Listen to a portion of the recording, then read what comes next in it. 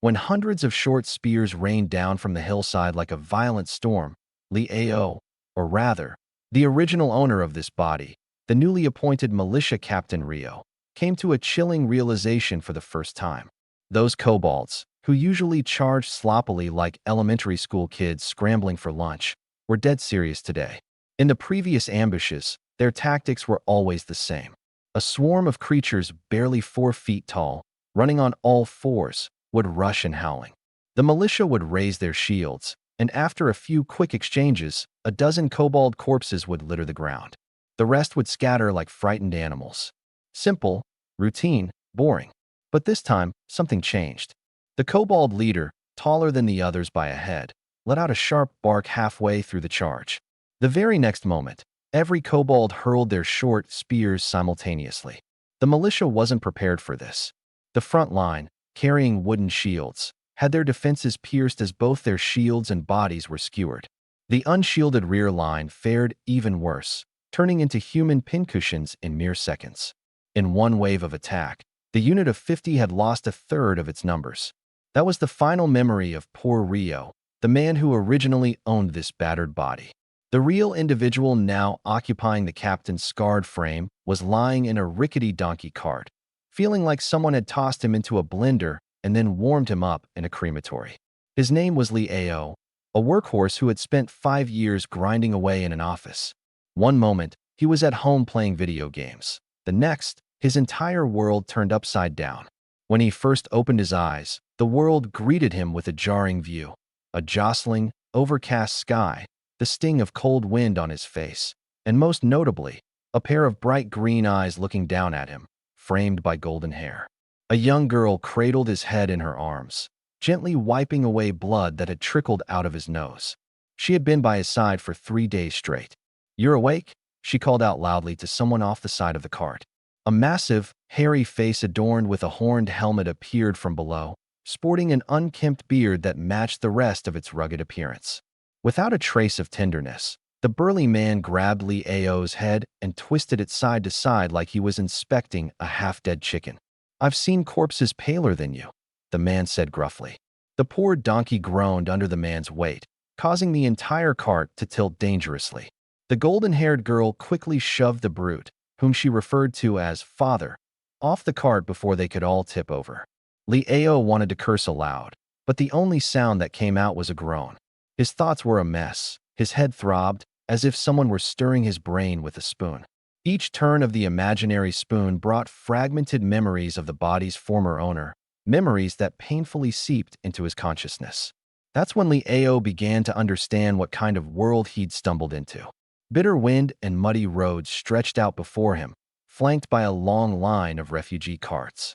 The cries of donkeys, wails of children, and curses from cart drivers mixed into an overwhelmingly grim symphony. Many of the militia members were still bandaged, their injuries glaringly obvious, a silent testament that this road had already tasted blood before. As for the original body's owner, Rio, he was the newly appointed captain of this ill-fated militia. Newly appointed meant he had no experience. Captain meant all eyes were now on him. To make things worse, that earlier coordinated spear assault was something this group had never encountered before. Kobolds were notorious for being cowardly creatures, easily scattered with even minimal resistance. They were not supposed to know something as advanced as tactics, but today they did. Lying on the bumpy wagon, surrounded by the murmurs of worry and muffled sobbing from the refugees, Liao began to grasp one unsettling truth. This journey was far from over. No one knew when the next ambush would occur, but one thing was clear. The leader who had organized the kobolds to hurl their spears was still very much alive. And as the newly minted captain, who had fainted 3 days ago and had to relearn his own name upon waking, Liao now bore all the responsibility.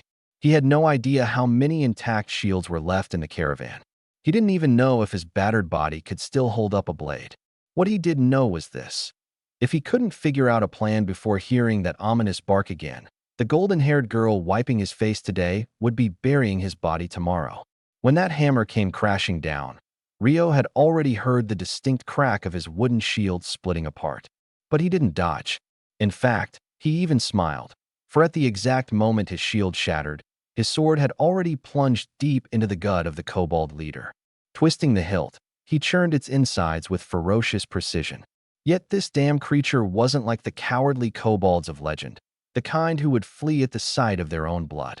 Instead, it lunged forward, pinning Rio to the ground as its sharp fangs sank into his shoulder.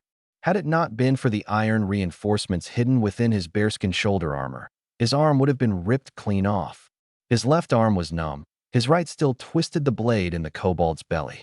Breathless, Rio made a desperate move. He clamped his mouth down on the creature's neck, biting until his teeth drew blood. The two of them remained locked in a brutal struggle, neither yielding, until everything went black. And that's when Leo woke up.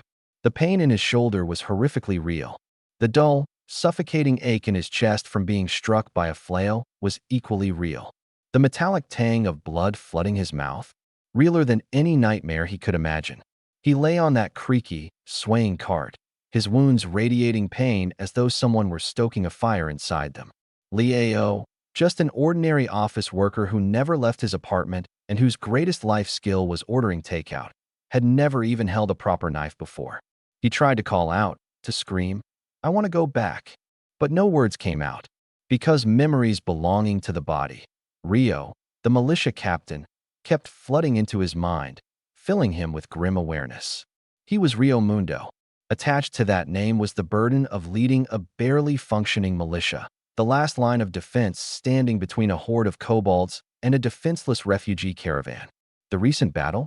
He had won. Barely. He had killed the kobold leader by literally biting its throat out, causing the rest to scatter like the cowards they traditionally were. But as Leo sifted through Rio's memories, his heart sank further. This so-called militia was nothing more than a ragtag group of farmers armed with sickles, pitchforks, and firewood axes. Half of them. No one even had proper armor. Those holding the shield wall were the hardened survivors of the old orc invasions, grizzled veterans who had somehow defied death. The rest, younger and more impulsive, full of fire but inexperienced, had panicked. As soon as they broke formation, they were pounced on by the kobolds, torn apart like a helpless calf surrounded by a pack of hyenas. Screams barely even had time to escape their lips. The former owner of this body was exactly the kind to act on reckless bravado. When he saw his comrades fall, his vision turned red, and he abandoned the shield wall to charge the kobold leader alone. He won the fight, at a terrible cost. His body was left riddled with injuries, and his life was already hanging by a thread. Leo suddenly understood. This battle was won, but what about the next one? Suppressing the rising tide of nausea, he forced himself to claw out more fragments from the scattered memories in his head. This place was called the Orlantis Empire, a classic fantasy world, teeming with gods and brimming with diverse races. Centuries ago, when the empire was still in its prime, they had driven the orcs and trolls far into the snowy tundras of the north. But now, the empire was old and frail, its territories fractured among feuding dukes and lords. The Duke of the Northern Marches, in his ambition to seize power in the south, had weakened the northern defenses bit by bit, and the gaps in that defense allowed the horrors of the tundra to return. The kobold raiding party they just encountered was merely the vanguard. Leo finally grasped one grim reality. The body he had taken over, belonging to a guy named Rio Mondo, wasn't the protagonist of some grand destiny. He was nothing more than a cannon-fodder militia captain, sent to the front lines to die at any moment. Wounded from head to toe, practically half dead, his left hand was fractured, his shoulder torn apart, and his chest had been smashed by a 2-kilo iron hammer. And the caravan was still on the move. Whatever was stirring in the snowy expanse, it wasn't just that small wave of kobolds. Leo grimaced and tasted blood in his mouth. The first thought that hit him was, this hurts so much it'd be better to just drop dead. The second thought was, if another wave comes, how many more hits can this broken body endure? The metallic tang of blood filled his mouth. He couldn't tell if it was his own or that kobold leader's. When Leo opened his eyes, his left hand was immobilized, bound tightly to a wooden splint. Every breath he took felt like someone repeatedly stomping on his chest. He'd lost count of how many ribs were broken. What unsettled him most, however, was the blood that kept bubbling up from deep in his throat. He knew his internal organs had been damaged. A golden-haired girl was pressing her forehead to his chest. His mind dredged up a name. Olivia. His voice was so hoarse, it sounded like it had been scrubbed raw with sandpaper. The girl quivered slightly. Her fingers gently brushed against his sweat-matted hair. She didn't waste words, simply replying, "I'm here." Liao spent a few seconds gathering himself before asking the question that weighed most on his mind. What happened to the kobolds? They were driven off. By you. The way she said it, her eyes looked oddly conflicted. Liao could recall just one moment clearly, sinking his teeth into the kobold leader's throat. But Olivia, who had been watching from the back of the cart, remembered every detail vividly. That hulking kobold leader, its broad frame towering over most grown men, had been brought down by the seemingly sunny and handsome young man in front of her. Pinned to the ground, its neck trapped in an unrelenting grip like a massive beast trap. It had thrashed, clawed, and snapped, shredding his leather armor and clothes until he was soaked in blood. His or the enemy's, she couldn't tell. But Rio didn't let go. Not until the creature suffocated and died. The remaining kobolds didn't last even a minute. Panic overtook them. Abandoning the bodies of their fallen comrades, they fled, desperate to escape. Who would have thought? Beneath that angelic, pretty face was the heart of a true madman. Because the original owner of this terrifyingly reckless body was Rio Mondo. Liao accepted that name, this borrowed life, and the chaotic mess it entailed, all through the fragmented memories of this body. If you had to sum up Rio's entire persona in one sentence, it'd be this: a battle-crazed fool with no regard for his own safety. His mother had died during childbirth, and his father drank himself to death. No one had raised him, no one had taught him better. One day, he'd steal food from a neighbor's table. The next, he'd beg for porridge from another household. Winters were spent fighting over bathwater, summers tricking children out of their sour plum tea. He'd even kick stray dogs on the street just for fun. By 14, he dragged a half-grown snow bear cub out of the mountains, offering it up for the village to feast on. That little stunt forced the entire village to arm themselves and stay vigilant through the night, fearing the bear's mother would come seeking vengeance. But the mother bear never got the chance. Rio had crawled into her cave while she was hibernating and buried her alive. When they dug the bear out 3 days later, it was somehow still breathing. By 15, Rio had beaten every would-be challenger in the village, only to get humiliated by an old retired soldier named Yulian, who easily hung him upside down and gave him a sound thrashing. After that, Yulian shoved him straight into the militia, where Rio took to combat so fiercely he made barbarians look tame. Now, at 17, he'd wised up just a little, but not by much. As Liao processed the chaotic memories, he felt more dread than relief at surviving.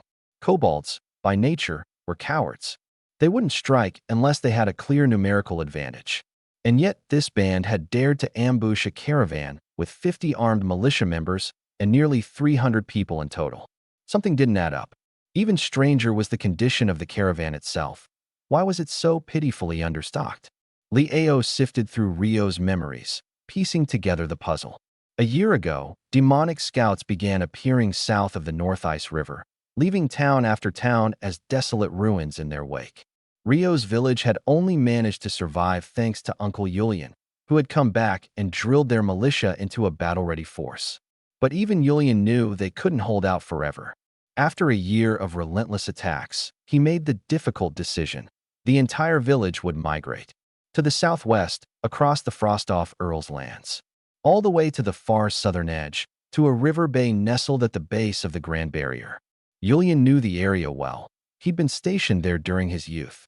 It was sparsely populated, home only to a few minor, harmless tribes. No high-tier monsters. No legendary beasts like dragons.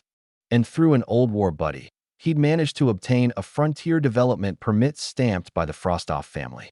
It was all very clear. Settle down in this unclaimed wilderness that hadn't been parceled out by the nobility, clear enough land, pay enough taxes, and you could be granted the title of a frontier knight under the Forloff family. This was a chance to change one's fate. But the price to pay was steep. On the day the caravan set off, nearly 1,000 people gathered, including both villagers and survivors from nearby towns. Just the militia patrol clearing the way numbered over 100 men, half of whom were retired veterans. Even the ones with no proper weapons, when it came to putting their lives on the line, there were still at least 200 or 300 strong men ready to fight if push came to shove. With this kind of force, the kobolds wouldn't dare attack. The problem, really, was the journey itself. A migration spanning 1,000 miles, taking over a month. With each decent-sized town they passed, people with some skills, a bit of money, or any sort of connections took the chance to leave the group and stay somewhere secure.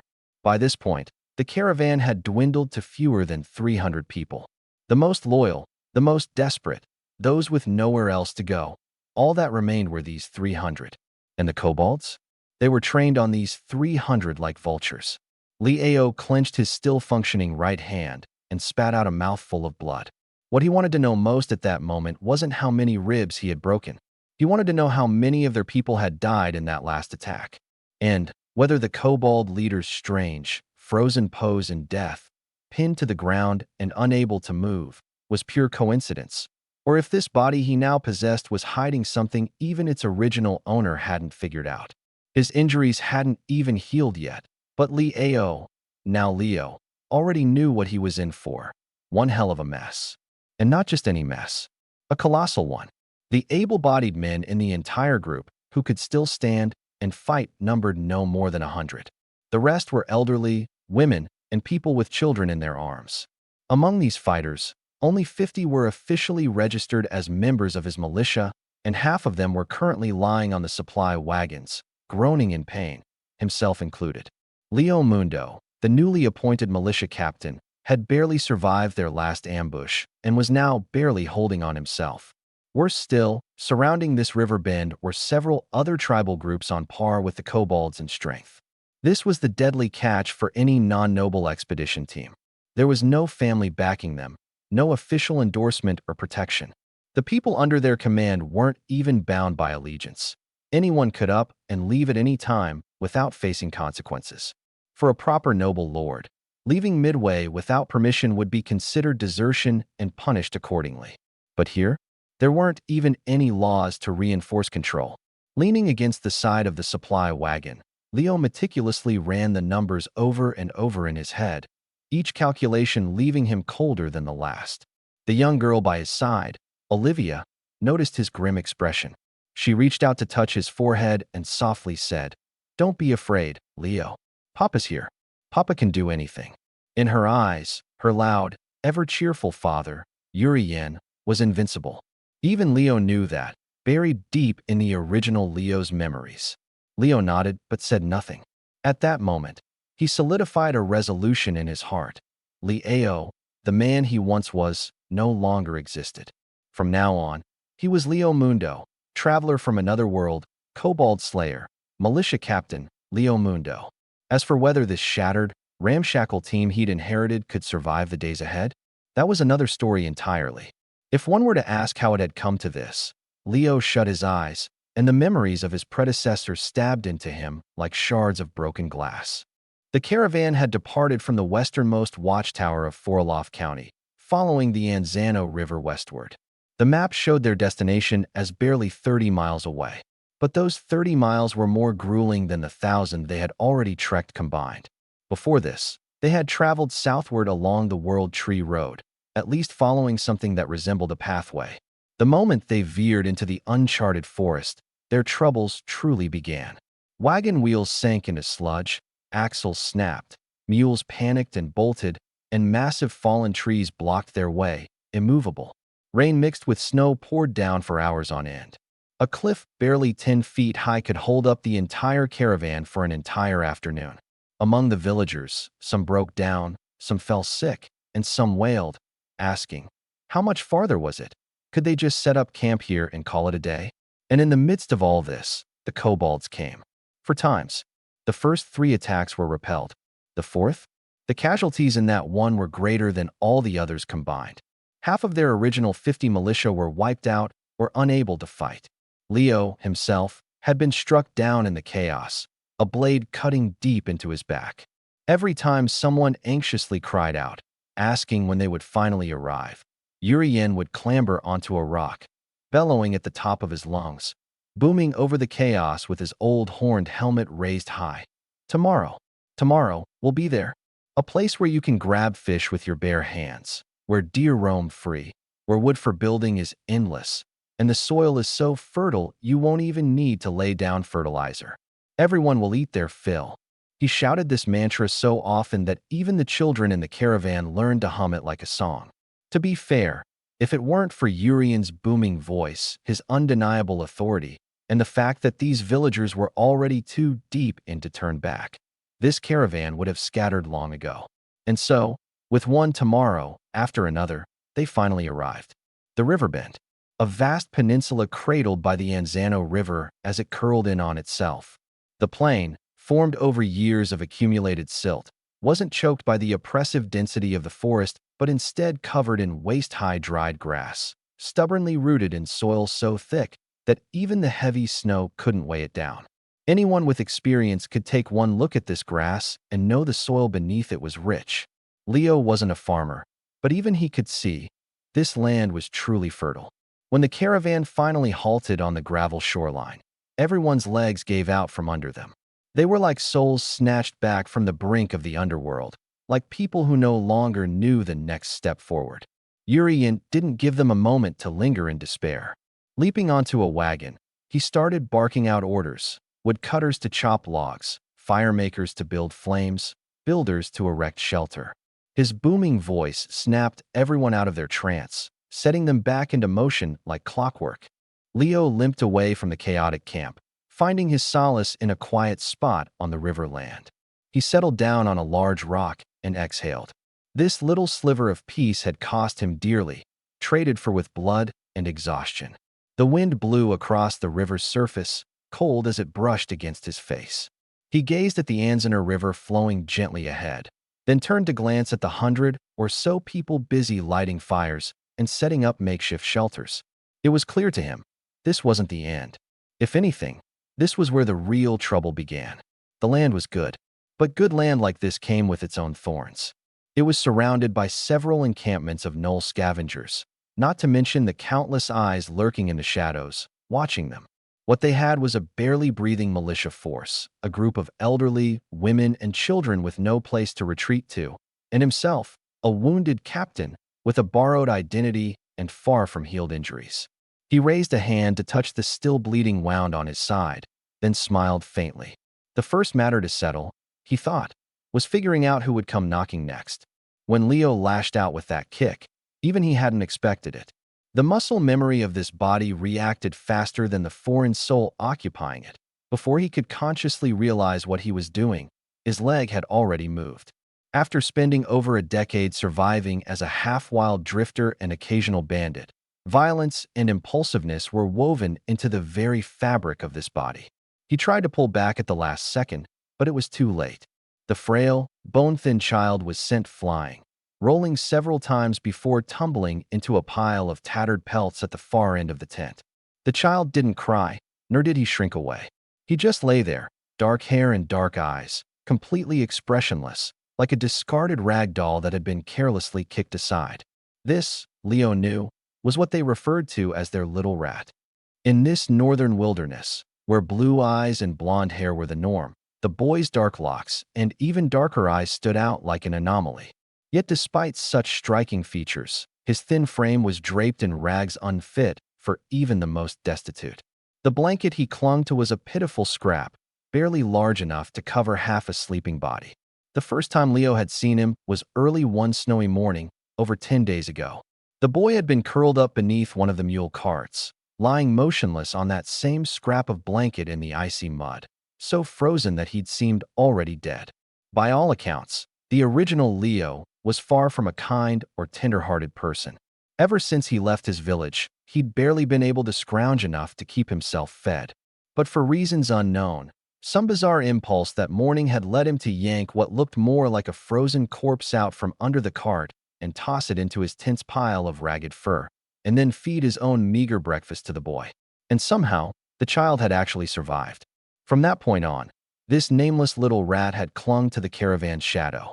During the day, he disappeared, off surviving however he could, begging, swiping food, or gnawing on roots and bark in the wilderness. No one really knew.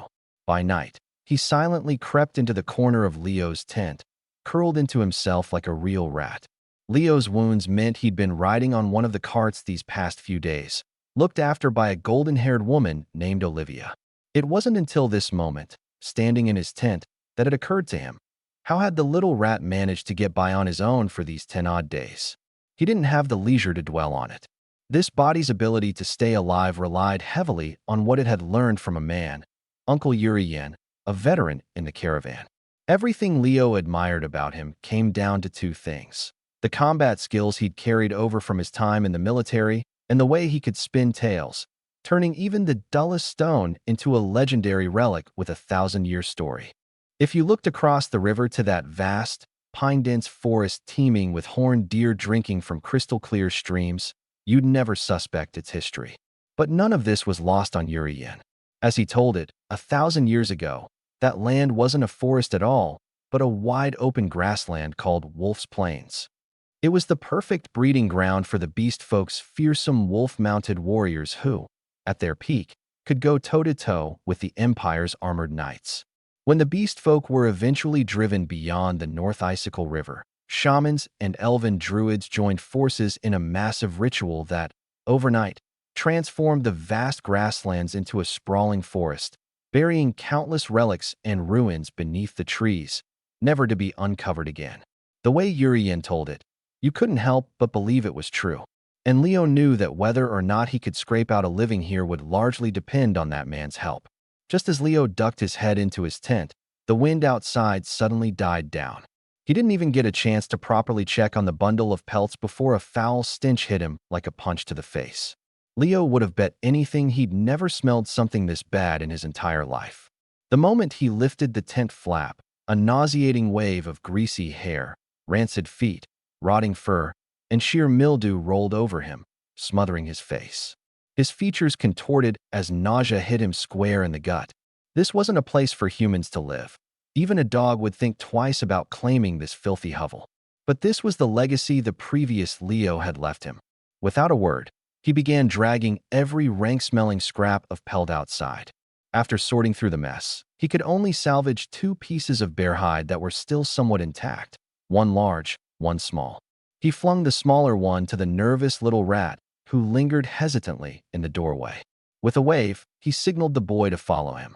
The child didn't budge. Leo wasn't in the mood to argue, so he reached out with one hand, grabbed the boy by the back of his scrawny neck, and hauled him toward the river like a chick being carried off by its scruff. The winter sun at noontime had a rare touch of warmth to it. Finding a wind-sheltered boulder, Leo dumped the bear hide into the river and stomped down hard. A grimy, inky blackness oozed out, coating the surface of the water in oily, iridescent swirls. Even Leo stood frozen in disbelief for a moment. Then he started stripping. His left arm was still injured, limiting his movements. Spotting the boy standing there, motionless, he barked, "Come help me." The boy hesitated before shuffling forward to unfasten his clothes piece by piece. As Leo stepped completely naked into the icy water, he shivered, letting out a huff of relief at the same time. Searching through the original Leo's memories, he couldn't recall the last time this body had taken a proper bath. With each swipe of the rough cloth across his skin, the black grime ran down in streaks, leaving visible trails of cleaner, paler skin in its place. He settled himself on a submerged rock, tossing the cloth over his shoulder. "Scrub my back, and do it right. Do a good job, and I might reward you with a piece of black bread." At the mention of black bread, the boy's eyes practically sparkled. Without another word, he threw himself into the freezing river and grabbed the cloth, scrubbing Leo's back with surprising vigor. The tattered trousers the boy wore softened in the water, the crusted mud shell on the outside dissolving into a thick, dirty sludge that floated away in chunks. This mud wasn't just dirt, it was meant for warmth. The original Leo likely. Memory reminded Leo that the layer of mud covering the little mouse was the only winter coat it had. Once it was washed off, he'd probably have to help it find another mud pit and roll around again. The water reflected Leo's own image back at him. Blonde hair, a chiseled face, broad shoulders. A textbook northern barbarian. At 17, he was already a sturdy young man. This body of his wasn't unearned. Whenever someone in the village smoked meat, none of it lasted through the spring. The nearby forest was riddled with traps so numerous that mice and rabbits were nearly wiped out, and even larger beasts were driven to migrate. When it came to eating meat, Leo was second to none, and everyone in the village knew it. Leo gave his muscles an approving pat, feeling quite proud of himself. Then he turned to look at the shivering little mouse, frowning. "Hey, you should wash too. You stink just as much as I do. Take advantage of the sunlight and clean your clothes while you're at it." The little mouse didn't budge. Growing impatient, Leo threatened, "Take it off now, or no bread for you." At that, the little mouse reluctantly began to untie the filthy rags they wore, revealing a surprisingly out-of-place silk pajama top, yellowed and worn. It was odd, silk on a beggar like this. But before Leo could think too much of it, the pajamas came off, and he froze. His eyes widened, staring at the little mouse's bare body for a good 2 seconds. Then, with his brain buzzing, he grabbed the small bearskin nearby and quickly wrapped the figure tightly.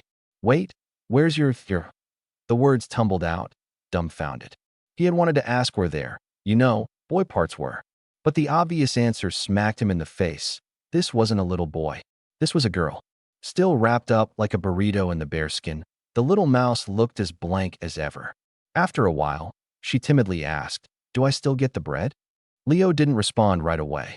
Instead, he scooped her up under one arm and started heading back to camp. When they got there, he didn't even try to deal with this himself. He went straight to find Olivia, scratching his head awkwardly as he asked, "Could you help me heat some water?" Olivia sniffed the air dubiously and raised an eyebrow. "Didn't you just wash?" "It's not for me," Leo explained hastily. "It's for this girl.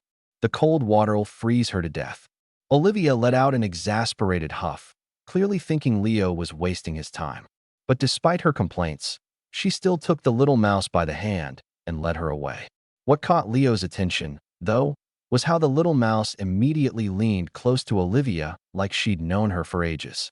Olivia, however, subtly pulled her hand back, keeping a measured distance as if there was more to the relationship than met the eye. That was Olivia's business, though not Leo's.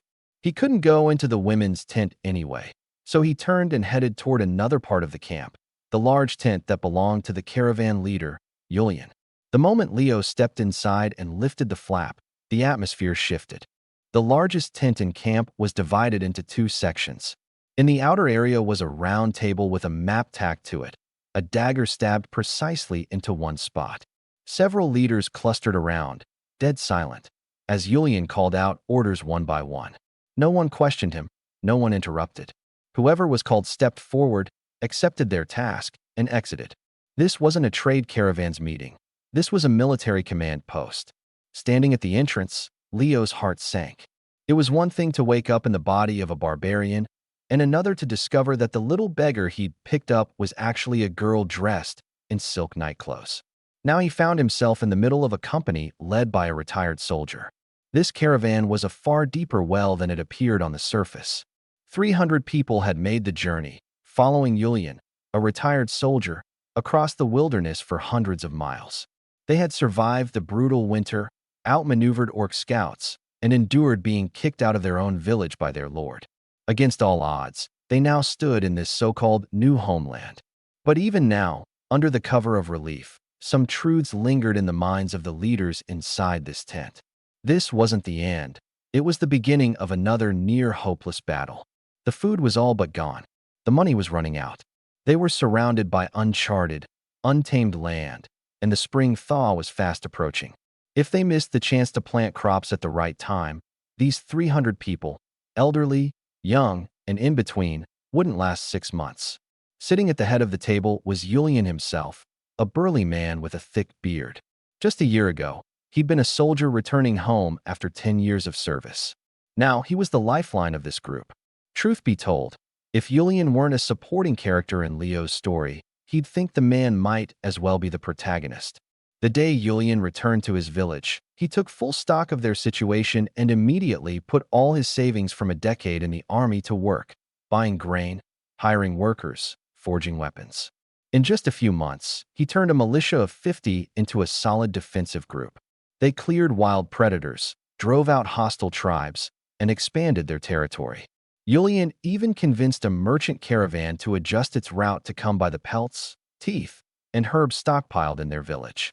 Just when the village began to show signs of life again, the orcs came. Village after village in the surrounding area fell to ash. Julian didn't try to fight a losing battle. He took in refugees, expanded his militia, and used every ounce of his old military connections to secure a frontier development permit. Before leaving, he led the villagers in hunting down a wolf den and a herd of wild buffalo, turning the meat into rations and the hides into durable tents.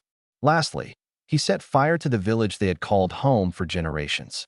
They sought help from their local lord, only to be met with disdain. When the refugee caravan finally reached the outskirts of town, the knight in charge offered them no aid beyond a single cart of husks, enough to tell them they were on their own. That was the world's answer to peasants like them. So they had no choice but to keep heading southward. Julian's promise of a better homeland was the only hope that kept them moving. People died along the way. Some abandoned the group. Conflicts broke out. That 300 people had survived to this point was nothing short of a miracle. For peasants to accomplish what they had in this era was unprecedented. In the lamplight of the command tent, the old soldier traced the crude map before him, scratching his beard as he spoke with certainty to his gathered leaders. This land is everything we need. Make it through this first half of the year, and the next half will get easier. Once we've stabilized, we can hire a survey team to check for minerals. If we hit a vein, we'll strike it big. He grinned, his confidence unwavering. But inside the tent, not a single person cracked a smile. They weren't like those villagers outside, still deluded into thinking they had stumbled into some paradise. These were the core members. They knew how little food they had left, understood the state of their depleted weapons, and were painfully aware that before spring, they needed to turn the soil along the riverbend. They knew that if even one step in their plan faltered, the entire chain would collapse like a row of dominoes. When Julian chose to move at the end of winter, just before the dawn of spring, it wasn't simply to avoid the orc scout raids that followed the thaw. He planned to seize the riverbend farmland before the frost broke. A day too late, and their 300 people would lose one more chance at survival. The tent flap was roughly pulled open, and a rugged young man ducked inside. This was Leo. To everyone around him, Leo was Julian's most loyal, and perhaps most unhinged, fighter. He never listened to anyone else, only Julian. He was the first to charge into battle, took blows without so much as blinking, and always seemed ready to throw himself into chaos at a moment's notice. When Julian spotted Leo, a grin momentarily crossed his face, but it quickly fell into a scowl. He cursed Leo for wandering about when his injuries weren't even healed yet and ordered him to take care of himself so he could recover faster. Once he was back in fighting shape, the next task was clear. Take a group out to survey the surroundings. Chase off what needs chasing, beat down what needs beating. This place is our home now, and we can't just sit around waiting for someone to attack us. With that, Julian turned to delegate tasks. Valerie, he barked, dismantle those useless truck remnants. Use the scrap to get a makeshift fence up. 3 rows, nothing fancy. Just enough to keep trouble at bay. We'll turn it into proper housing later. Rashka, clear out the dry brush in the northern field.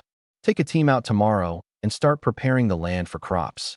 Rusev, Julian said, turning to the last man, you'll go out with the militia and scout around the area. Check if there's anything out there worth trading for. We're down to nothing in the coffers. Every name Julian called wasn't just an ordinary villager. Valerie was a workhorse, skilled and resourceful. Rashka was capable of leading, while Rusev was the only one among them with experience dealing with the outside world. As the village's longtime general store owner, he understood the value of things, having lost both of his sons to orcs. All he had left was a young grandson. These were people with grit, talent, and, most importantly, they hadn't run off halfway through. In times like these, that last quality was even rarer than the first. Julian kept talking, weaving his story of an optimistic future with a confidence that, for a moment, seemed unshakable. If it had been the old Leo sitting there, these words would have sparked fire in his blood, made him forget the hunger, the empty coffers, and the uncertainty of tomorrow. He would have clenched his fists and charged into the unknown, blind faith driving him onward. But this Leo wasn't the same as before. He sat with his head lowered, fixated on the crude maps spread out on the table before him, silent. No one in the tent noticed it yet. The boy who was usually all wild grins and headstrong swings was staring at that map with a look that didn't belong to his body's original owner. Leo was calculating. He was mentally tallying the food stores, the land they needed to cultivate, the people they had, and what exactly was missing for Julian's promised future to carry them through the next 6 months. He was even calculating, based on this era's mortality rate for settlers, how many of these 300 souls would live to see the next winter. And he knew one thing for certain. Julian wasn't lying about that dream he painted. But it wasn't enough. For these 300 people to make it, Julian's experience, connections, and meager resources weren't sufficient. They had to account for what lay beneath this desolate expanse, uncover the hidden threats circling them, see if the riverbend could even be cultivated on time, and ensure they had something to hold on to when the first harsh spring famine came knocking. And there was only one person in the tent who understood how the script for this world was written. 300 people, young and old, crowded together on this barren northern wasteland, staring at the frozen black soil of the riverbend. Each of them held the same unspoken fear. Rye couldn't even be planted until April, and it wouldn't be ready to harvest until fall, which meant, even if every single one of them worked themselves to the bone to sow the fields, the first year's harvest would barely feed them. From now until then, nearly an entire year loomed ahead.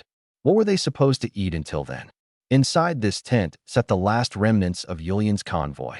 They had trudged south from the frigid shores of the northern ice river, surviving the brutal northern winters with little more than scraps. Those with money or strength had already stopped along the way, finding stability in wealthier towns or villages. The ones who stuck with Julian to this desolate land were the desperate, the penniless, and the hopeful, clinging to his leadership as their last chance for survival. Thinking they could live off hunting and fishing was pure fantasy. Leo understood this all too well. His own tiny village, perched by the river, had been an anomaly, a rare agricultural settlement along the ice river's edge. It had been given to a knight's family by a lord over a century ago. The land, the woods, and even the fish in the river belonged to the old master, with strict laws banning hunting and logging.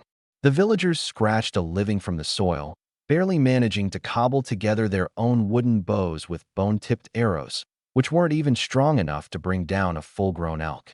This bitter lesson had been hammered home when kobolds attacked just days ago.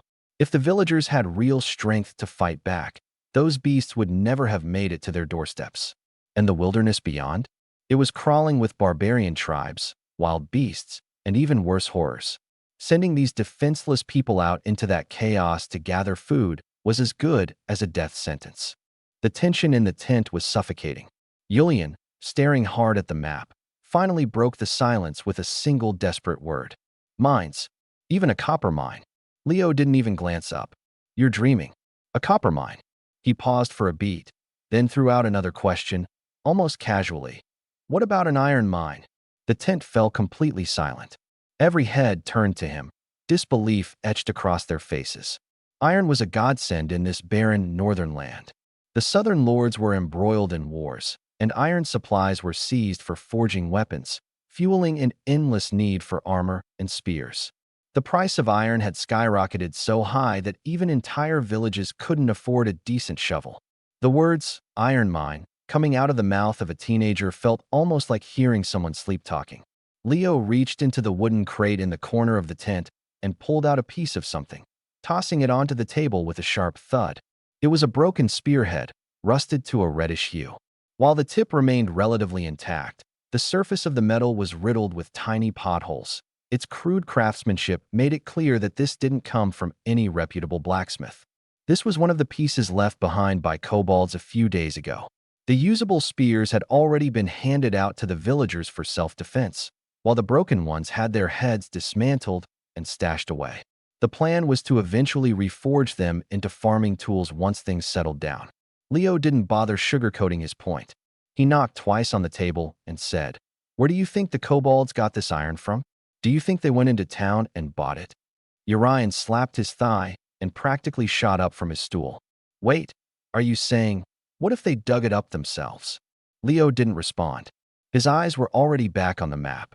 For him, the moment the words iron mine popped into his head, the question wasn't whether or not it existed. It was a cascade of logistical concerns instead. What's the quality of the vein? Is it worth mining? Where can labor be sourced? How will they transport the ore? And who will buy it? From this barren land to the nearest watchtower 30 miles to the west, there wasn't even a proper road to speak of. Even if they managed to dig the ore out, figuring out how to haul it out of here would be a nightmare in and of itself. And besides, the most pressing problem right now wasn't iron. It was food. Of course, none of the others in the tent were on the same wavelength as Leo.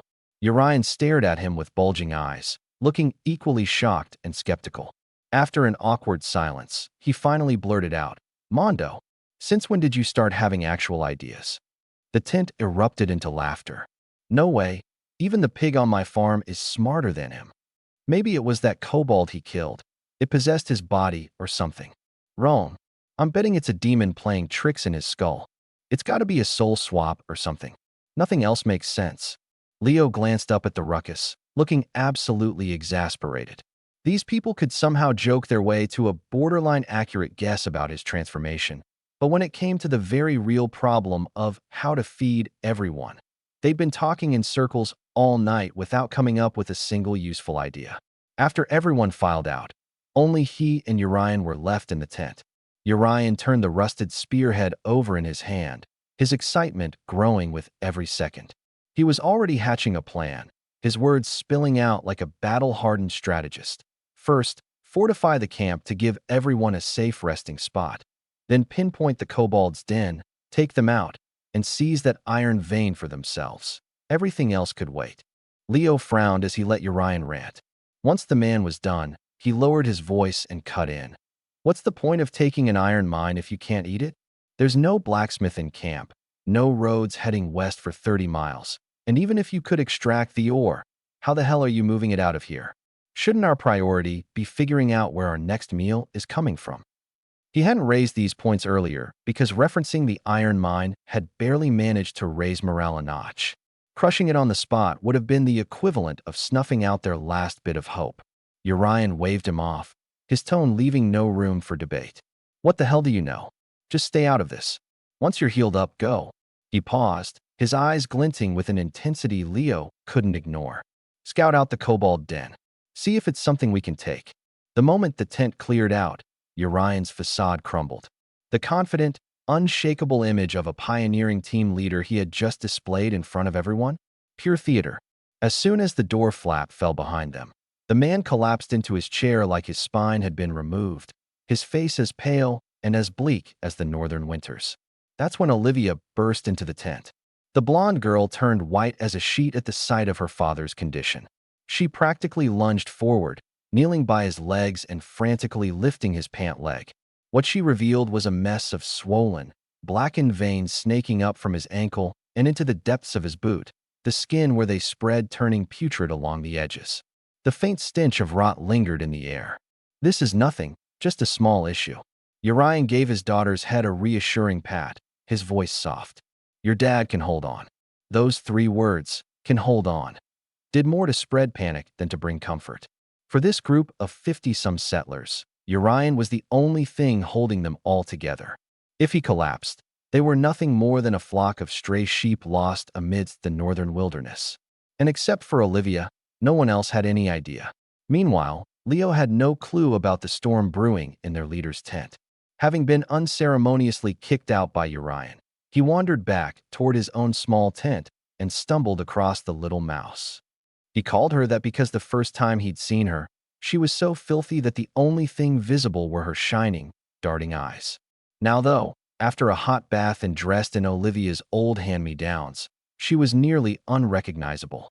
Black hair, black eyes, and a skin tone so pale it seemed out of place for someone of common birth.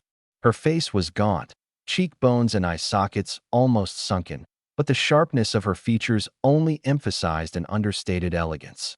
The clothes she wore were clearly oversized, their hems dragging along the ground as she stumbled about trying to drape a freshly washed snow bear pelt over a wooden frame to dry. The determination in her movements made her look both awkward and oddly serene. Leo found himself holding the delicate little sleeping gown she'd just taken off. It was a small thing, silk to the touch, and so light in his palm it felt like he was cradling a cloud. When the sunlight hit it just right, the fabric shimmered with an iridescent glow.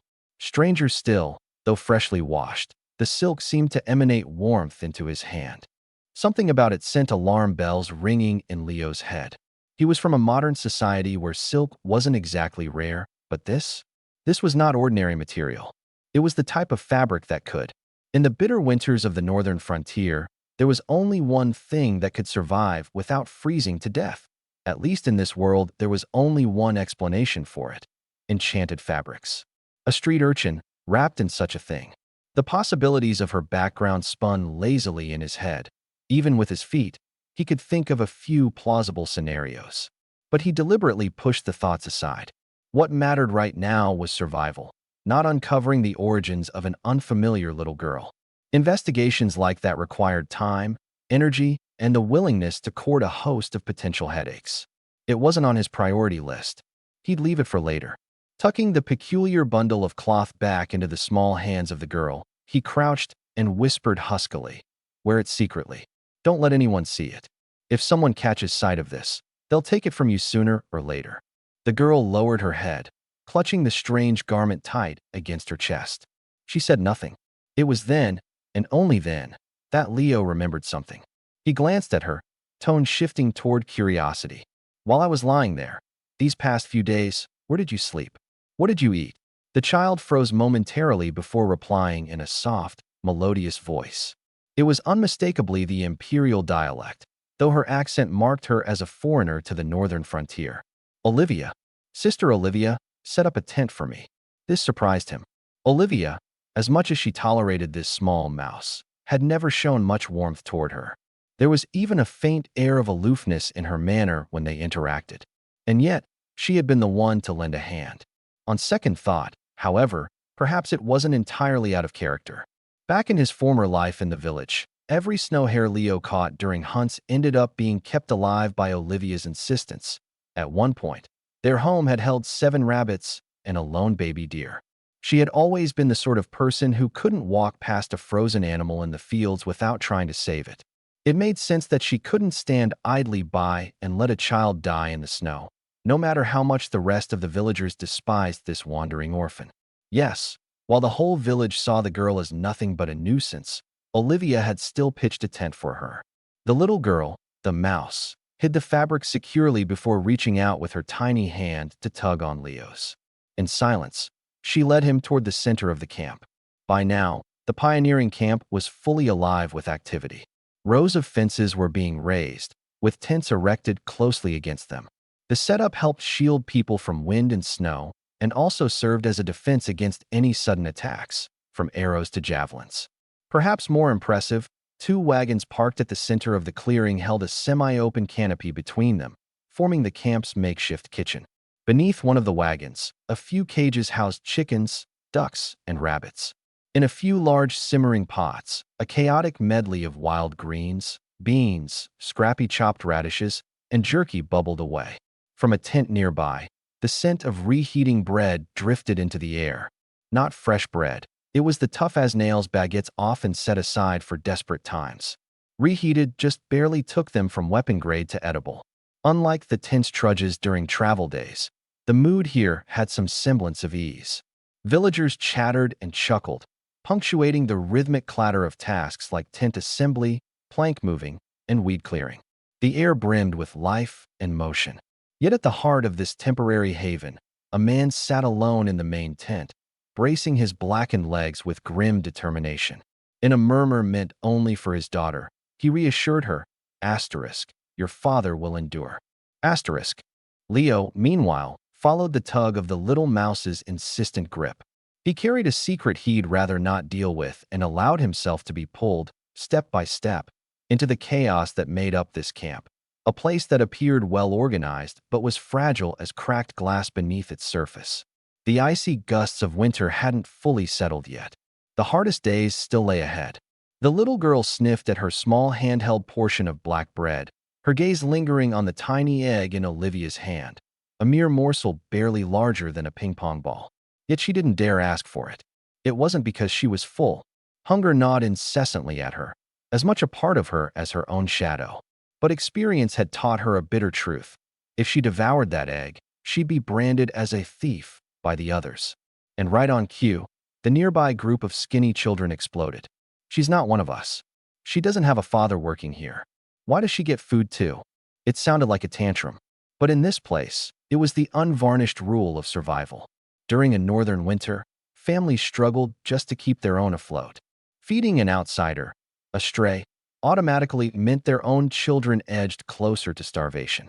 The adults kept the girl at arm's length, and even Olivia, the camp's kindest soul, never truly embraced the little mouse. This much, the girl understood. Leo said nothing. Instead, he nonchalantly rolled his shoulder, muscles flexing under his worn sleeves, an unmistakable threat. His arm looked like bands of cable twisted together. Instantly, all the righteous outrage drained from the faces of the other children. Snatching the egg from Olivia's hand, he ignored her protests, pinched the little mouse by the jaw, forced her mouth open, and popped the egg in before snapping his fingers shut around her lips to ensure she couldn't spit it out. Done. The little girl blinked in surprise, clutching the egg in her mouth. Then, almost shyly, she turned and lightly pushed Leo toward Olivia. Her logic was heartbreakingly simple. That half loaf of black bread had kept her alive so far.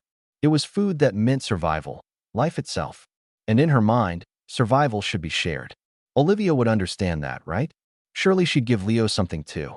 Olivia sucked in a breath, startled, then raised her hand to rest protectively over the small cache of supplies behind her.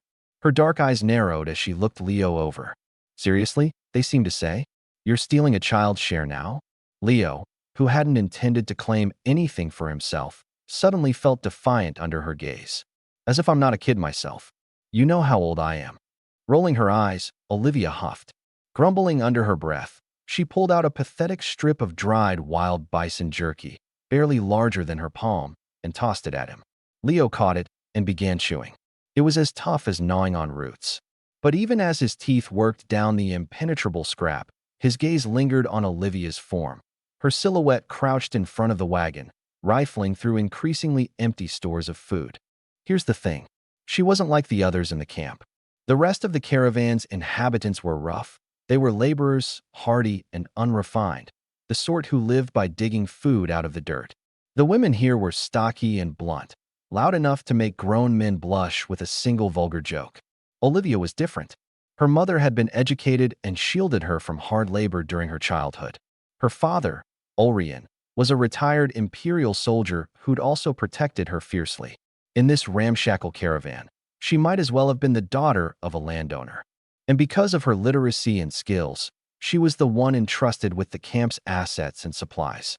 Those 2 wagons, the last of the food this caravan had, were under her care. She alone held the keys. When Leo had been at death's door just weeks ago, starving, feverish, too weak to move, she'd been the one feeding him, washing him, tending to him. It was her spoonfuls of gruel that had dragged him back from the brink. As Leo chewed the jerky, his thoughts simmered. One hard reality pressed against his mind. This caravan's food wouldn't last until they reached their destination. And aside from Ulrian, the first person who would confront that devastating truth would be Olivia, the same girl currently hunched outside, searching barren carts for one last hidden scrap of sustenance. As for what would happen next, once those stores fully ran dry, no one in the camp dared to think too far ahead. It was a cold morning in the Northern Territory at the tail end of winter. Leo walked along the riverbank, heading downstream and asking the same question to everyone he met.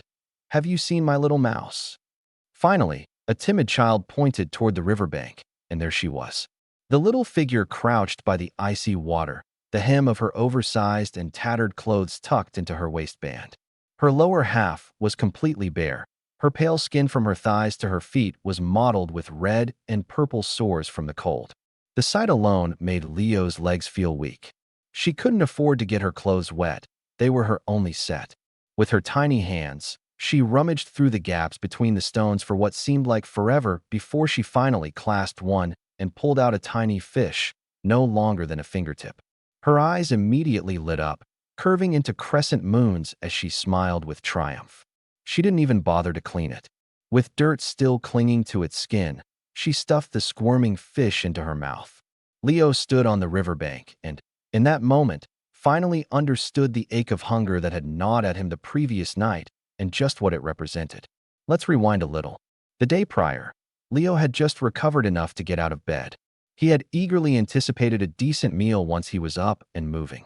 During the days he'd spent lying in the back of the wagon, all he'd had were bowls of thin barley porridge, so flavorless that his tongue had nearly forgotten what real food tasted like. He had only one thought on his mind. Once I'm up, I'm having a proper meal, no matter what. But reality came crashing down on him. He stubbornly claimed a large pot for himself, stirred it for ages, and couldn't even scrape together a decent broth. He ended up choking down a piece of rock-hard black bread, only then realizing that the barley porridge he loathed had been the height of luxury in this camp. Things weren't much better on Olivia's side. The woman who'd bickered with him endlessly since they were kids begrudgingly handed him a sliver of dried bison jerky she'd saved.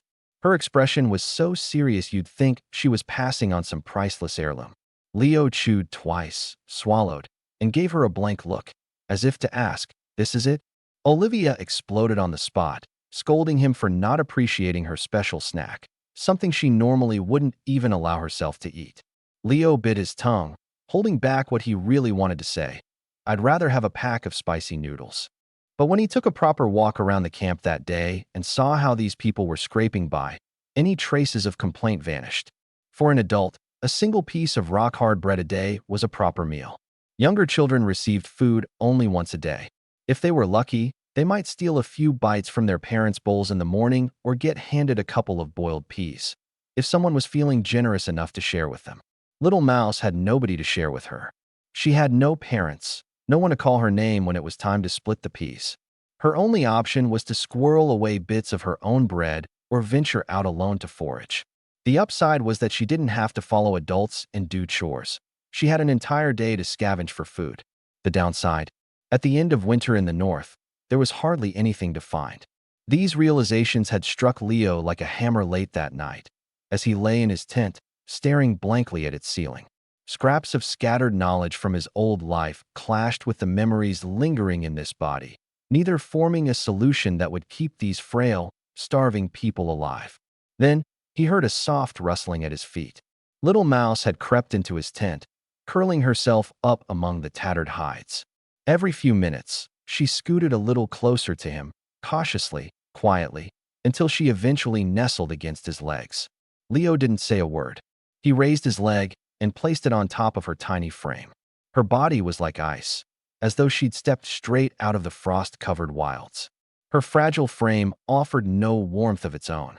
Instead, it was Leo's body, strengthened by the nutrients provided during his recovery, that gradually transferred its warmth back into her. It took 10 whole minutes. In the darkness, a tiny, barely audible voice broke the silence. "Leo, can I call you Dad?" "Why?" They said, "If you have a dad, you get to eat." Leo was quiet for a moment. "All right then. Dad." "Yeah." When he woke up the next morning, the tiny figure in his tent was already gone. He searched the camp for her and finally found her by the riverbank, cramming that muddy little fish into her mouth. He strode over in just a few steps, pinched her cheeks, and tried to fish the creature out with his fingers. Frightened, she gasped and swallowed the whole thing down in one gulp, freezing in place with her head tucked between her arms, braced for punishment. When she glanced up and realized it was Leo, she immediately lowered her head again, looking like a guilty kid caught in the act. In her little mind, one thought repeated itself: "I should have given the fish to Dad first." Leo didn't even have the energy to scold her. All he said was, "You're way too slow at catching fish. Watch how it's done." Then he turned and got to work. One rock at a time, he began building. He stacked stones along the river's bend, forming a low dam with a narrow opening that allowed water in but trapped fish inside. Soon, he'd fashioned a small pool where the fish couldn't escape once they entered. He slapped the mud off his hands and called out to the tiny girl with frostbitten legs and threadbare clothes. who was still lingering by the water. "Come on, don't hang around the riverbank by yourself. Watch out for Ollie."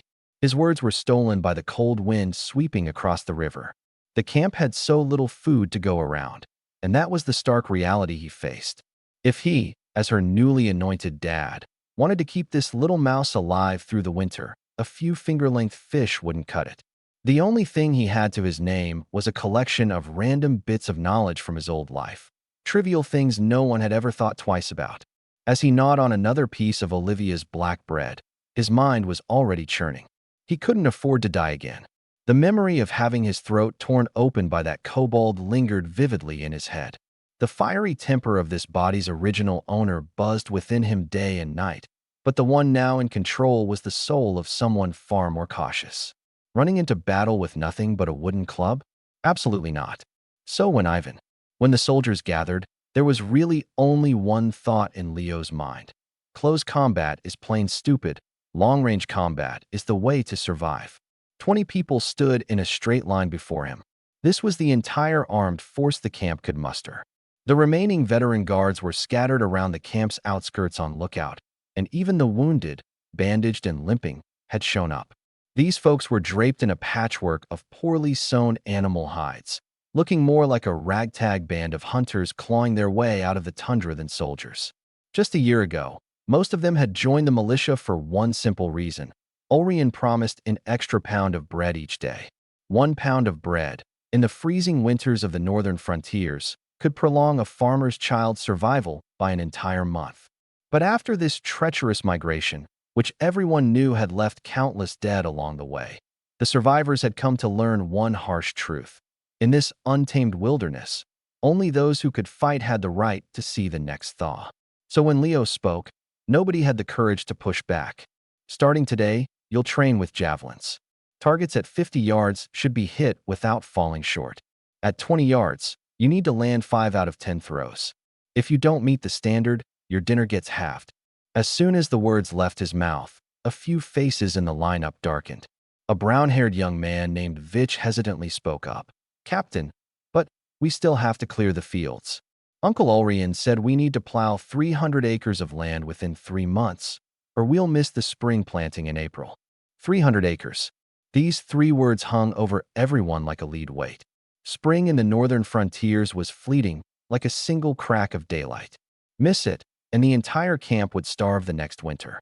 Clearing fields by day and squeezing in training at night had been the rule since Ulrien's time, passed down from the previous militia captain. Every one of them understood that squeezing in more training meant squeezing out what little energy they had left. Leo opened his mouth with the intention of forcing out a "just follow my orders," but stumbled at the last second. He instinctively asked aloud, "How big is an acre?" For a moment, silence. Then came a wave of undisguised disdain from the entire group. A militia captain, supposedly from a rural farming background, didn't even know the size of an acre. It was the first time these illiterate farmers collectively felt the sting of irony. Even Leo, thick-skinned as he was, could only laugh bitterly to himself at that moment. How was he supposed to know what weird measurements this world used? To him, acres might as well have been gibberish. And the original owner of this body certainly hadn't farmed a day in his life, so no clues existed in his memories either. Finally, one of the militiamen, after some fumbling gestures, managed to explain it well enough. An acre here was roughly equivalent to an acre back on Earth, around 4,000 square meters, or about half a football field. 300 acres. Half a football field, multiplied 300 times. In this fledgling settlement, where even plowshares were scarce, clearing that much land within 3 months was nothing short of an act of war. And now Leo wanted to layer javelin practice over this backbreaking labor. Leo stood speechless for a few seconds. He knew Vich wasn't wrong. He also knew that the decision he was about to make could either save these 20 people or create a serious backlash with Ulrien. But having been torn apart by kobolds once before, Leo wasn't about to roll the dice on a second chance. He raised his head and looked at these 20 half-starved men who had long grown accustomed to handing their lives over, then spoke slowly. 300 acres of wilderness to clear in 3 months. When Leo first heard the number, the only thought in his mind was, even with a tractor, I couldn't finish that. But Ulrian had set the target without hesitation. The camp had fewer than 300 able-bodied workers, half of whom were old or frail. No machines, no oxen, not even enough iron tools to go around. Within 3 months, these people had to burn, level, irrigate, and furrow over 1,800 acres of untouched wildland, all in time for planting season. This wasn't farming. It was an all-out fight for survival. Leo understood one cold reality. Even if they broke their backs clearing those 300 acres, they'd only barely scrape by. The harsh black rye of the northern frontiers grew once a year. An acre required 200 pounds of seed to yield roughly 800 pounds of grain. After saving seeds for the next year, the remainder was just enough to keep a single person fed from winter into spring. That daunting 300-acre goal might sound enormous, but spread across so many mouths, it was barely scraping by at starvation level. But Ulrian wasn't being reckless. It was pure survival math. Riverbend Peninsula, with its flat grasslands, nearby lake, and loose soil, offered the only feasible land for farming. Beyond it, the towering forest of needlewood giants loomed, a resource-rich but inexhaustible wall of obstacles. Dragging a troop of starving refugees with makeshift tools into that forest would be suicidal. This was their last and only shot. But Leo didn't go anywhere near the fields that day. Instead, he pulled everyone out to an open space beyond the camp. In their hands, they clutched what could barely pass as javelins, long spears, wooden poles, even the occasional hay fork. Some were thick, some thin, ranging from half a kilogram to 3 kilograms. Calling them javelins was being generous. The only usable ones were scavenged off the bodies of kobolds days prior.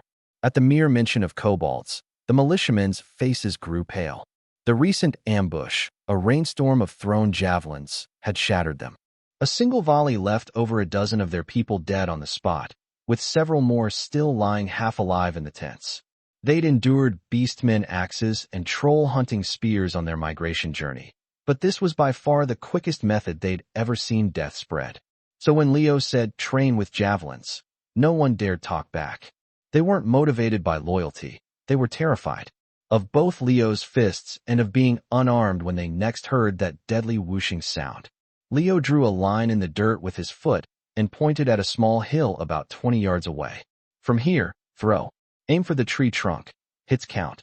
The first militiaman stepped up, picked a somewhat balanced javelin, sucked in a deep breath, and hurled it with all his might. The javelin wobbled through the air before crashing barely 20 yards away, embedding itself in the dirt before even reaching the tree.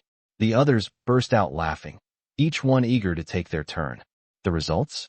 After the first round, only a few spears even made it as far as the small grove. Out of those, only one stuck into a tree trunk, and it hit the roots at the very bottom, purely by luck. Leo didn't say a word. He understood all too well. With no guidance, no training, and a mix of mismatched weapons, an average person managing to fling one of these clunky sticks 20 meters was already impressive. He'd seen it all in his past life. Spears flying horizontally, spinning wildly, skimming along the ground as if skipping stones. He let them throw 2 rounds, had the spears collected, and only then started explaining. Grip, momentum, run up, angle. He broke it all down step by step. After finishing his explanation, he stepped back a few paces, held a javelin straight over his shoulder, and began a slow, deliberate run-up. His arm traced a clean arc as he let the spear fly. The javelin soared steadily through the air, barely wobbling, and at over 20 meters, it struck a small tree trunk dead on. The tip even pierced through the back of the tree, sticking out on the other side. Silence blanketed the field. The militia glanced at one another, speechless, their mouths slightly agape. Leo, meanwhile, knew full well this throw had been almost unfairly good. Years of athletic training in his previous life, combined with the absurd physical strength of his current body, meant his javelin skills were practically maxed out. And to think, he was still recovering from injuries and supposed to be taking it easy. If someone were to ask them right now who in camp was the best at throwing javelins, the answer wouldn't be the kobold leader they'd seized weapons from, nor any of the seasoned veterans. It would undoubtedly be Leo, the guy who had never even held a javelin before today. After about an hour of practice, many of the militiamen were beginning to get the hang of it. At least the javelins weren't flying sideways anymore. That's when Julian strolled over from the direction of the camp. Leo was perched on a charred tree stump, enjoying the energetic scene before him. Along the frontier, over 100 villagers were working hard, lined up in long rows like the letter V or straight lines. Hoes, shovels, and pickaxes swung through the air, turning over several acres of earth in just half a day. But the more Leo watched, the more something felt off. His chest tightened with unease. Finally, he bolted upright and shouted toward the crowd. "Where are the donkeys? What happened to your donkeys?" A pause. One of the villagers casually responded, "Oh, the donkeys? The kids took them out to graze. Why aren't you using them to plow the field?" At this, laughter erupted across the field. One man laughed so hard he could barely stand straight. "Using donkeys to plow? Why don't you ask them to cast some magic while you're at it?" Leo froze on the spot. That's when the truth hit him like a brick wall. These people didn't refuse to use animals to plow because they were lazy or stubborn. They had no idea what a plow even was. He turned to Julian to ask, only to have the question catch in his throat. He searched his inherited memories from this body, but couldn't even find the word plow in them. Julian, who had spent 10 years in the military, roaming far and wide, furrowed his brow in thought for a long time before offering a solemn, serious suggestion. "It's possible, but it must require some sort of magic." Leo nearly choked with laughter and frustration. That's when he truly grasped where he'd ended up, a world where villagers, armed only with hoes and shovels, were trying to tame the wilderness on the borderlands without even the most basic farming tools. It was as if someone in the 21st century had never seen a smartphone. The plow was such an ancient invention that even primitive societies had used it. But here in the northern frontier, these people were so headstrong they dared to attack an entire grassland with just hand tools. At the same time, however, he realized something else. As a time traveler, he already held a game-changing card in his hands, within his first week here. Looking back, it all made sense. The villagers were working themselves to the bone because Julian had made them an unprecedented promise. After the second year of farming, each adult man would receive a tax-free, permanent acre of land.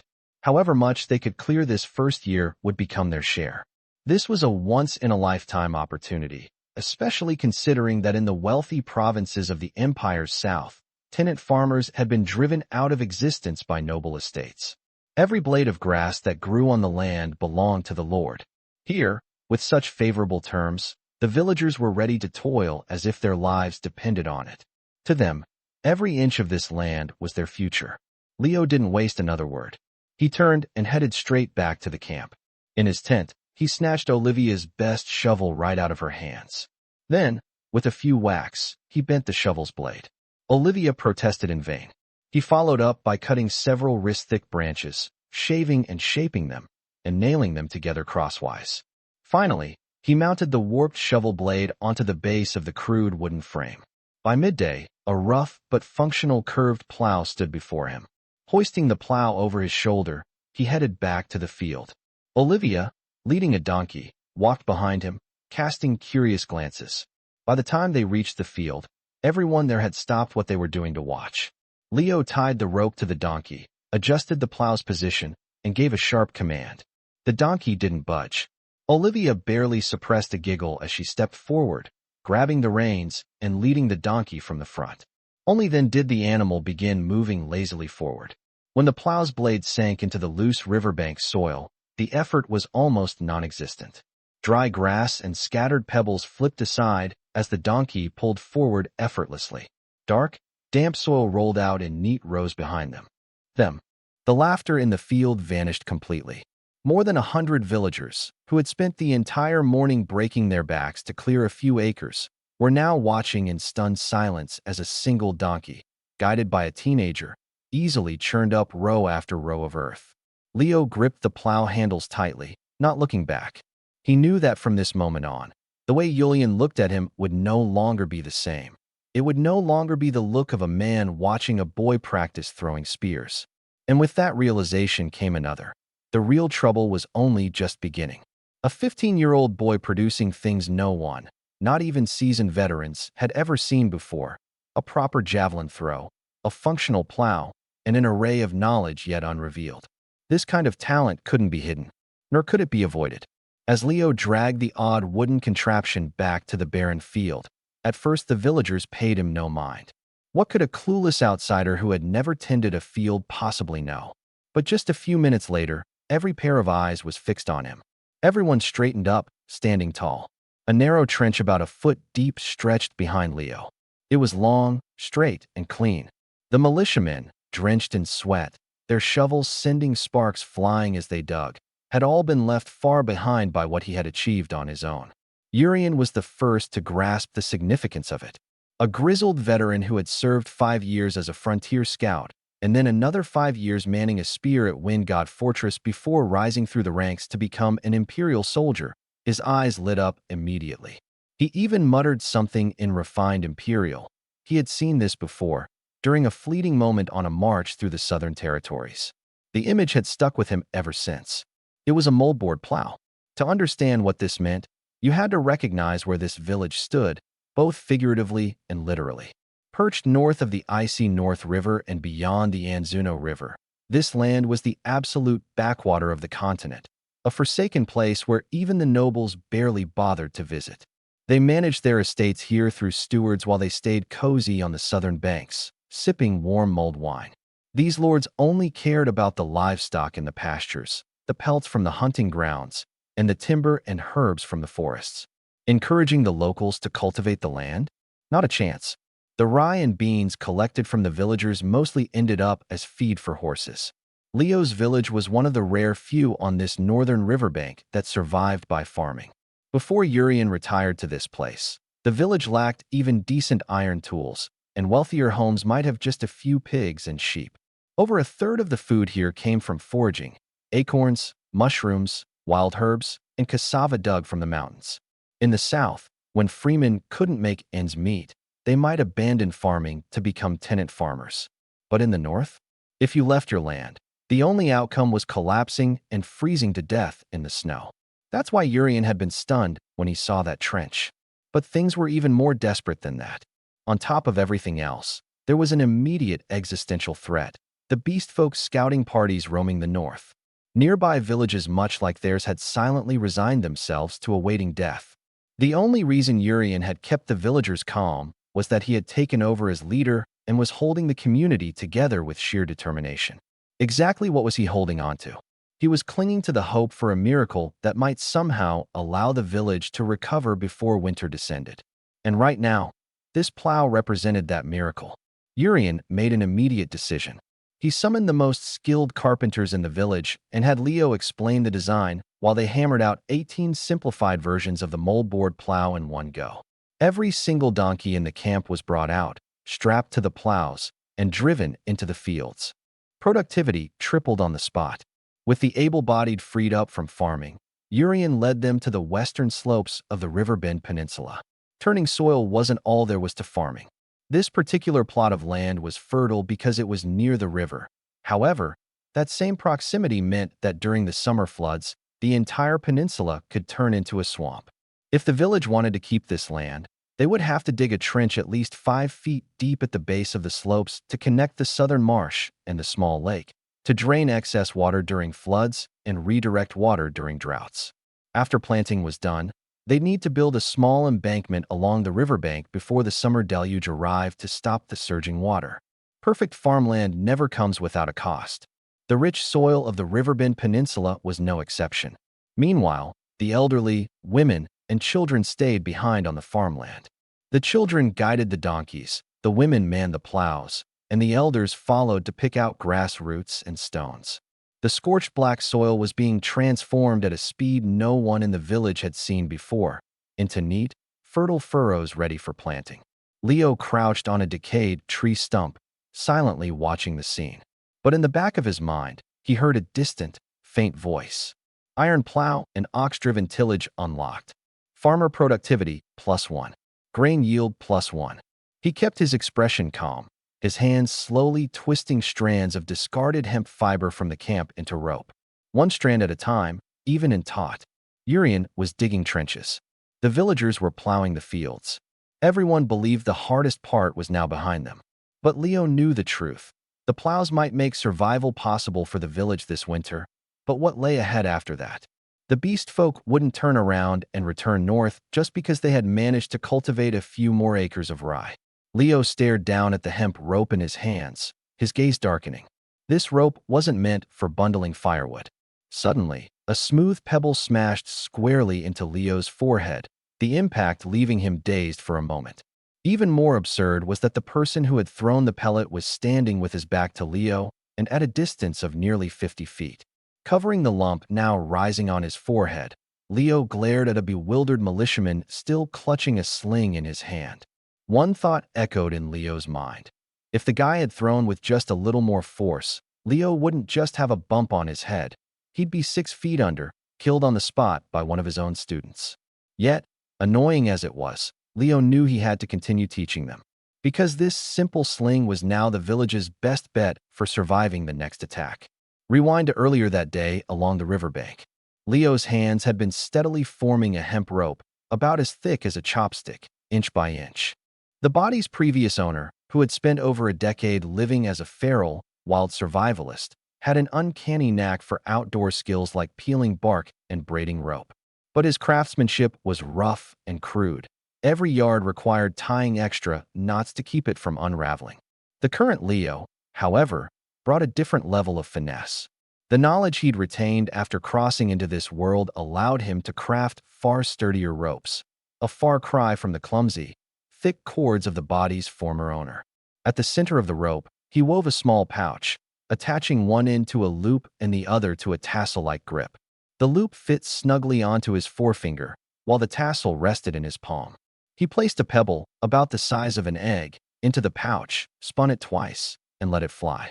The stone whistled through the air, striking the surface of the Anzuno River dozens of paces away with a splash.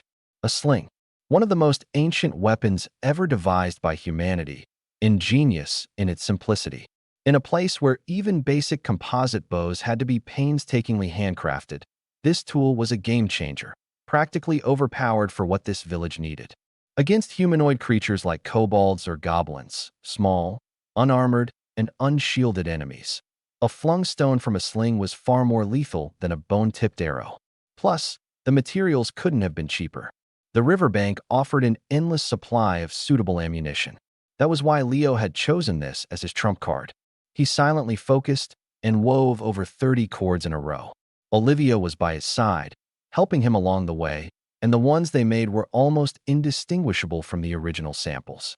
Meanwhile, the one made by the little rascal looked like a big, squiggly centipede. It couldn't even be straightened out properly no matter how she tried. Leo glanced at it, but said nothing, dividing the slings among the militia. The teaching method was straightforward. This thing worked like a slingshot. If you had hands, you could learn it. The challenge was never about how to use it, but whether you could hit your target. Don't use too much strength, just a light swing, and let go when it reaches the front. Hey, you, what are you doing loading a rock that size? What do you think you are, a catapult? Leo barked as he shoved aside a wide-eyed young man who was trying to fit a rock the size of a shot put into the sling. He resumed walking through the group. After a few tries, most of the group managed to get the stones to land consistently in the river ahead, creating ripples upon ripples in the wide expanse of water. That's when it happened. A rogue stone came flying toward him. Leo, who had intentionally stood far apart from the others and repeatedly warned them to take it easy, still ended up getting hit. It had been something he anticipated. After all, the biggest flaw of slings was their accuracy. For beginners, getting the stone to go in the general direction they wanted was already a small miracle. As for actually hitting a target, that was a privilege reserved for veterans. But the more they practiced, the more their potential became undeniable. Leo didn't rush into teaching them advanced techniques. He first made sure the militia could stabilize their swings and reliably hit the water surface up front. Only after they mastered that did he introduce the second style, the vertical throw, akin to the technique used by ancient Greek slingers. Once they got the hang of both stances, he gave the nod to increase power and range, gradually scaling up the stone size from egg-sized to goose-egg-sized. When they reached goose-egg-sized stones, the game changed dramatically. Not a single militiaman among them could hurl such hefty rocks 50 meters with their bare hands. But with the sling, It was effortless. At first, Leo hadn't dared let them handle stones that large, fearing that a misplaced shot could result in someone getting seriously injured, not a bruise, but shattered bones. And then there was the little rascal. She wasn't strong, couldn't throw far, and had to choose smaller stones. Yet every single one she launched landed in nearly the same palm-sized area. That kind of precision. The rest of the rough-handed militia could practice for a month and still not achieve. Leo noticed it, but didn't say a word.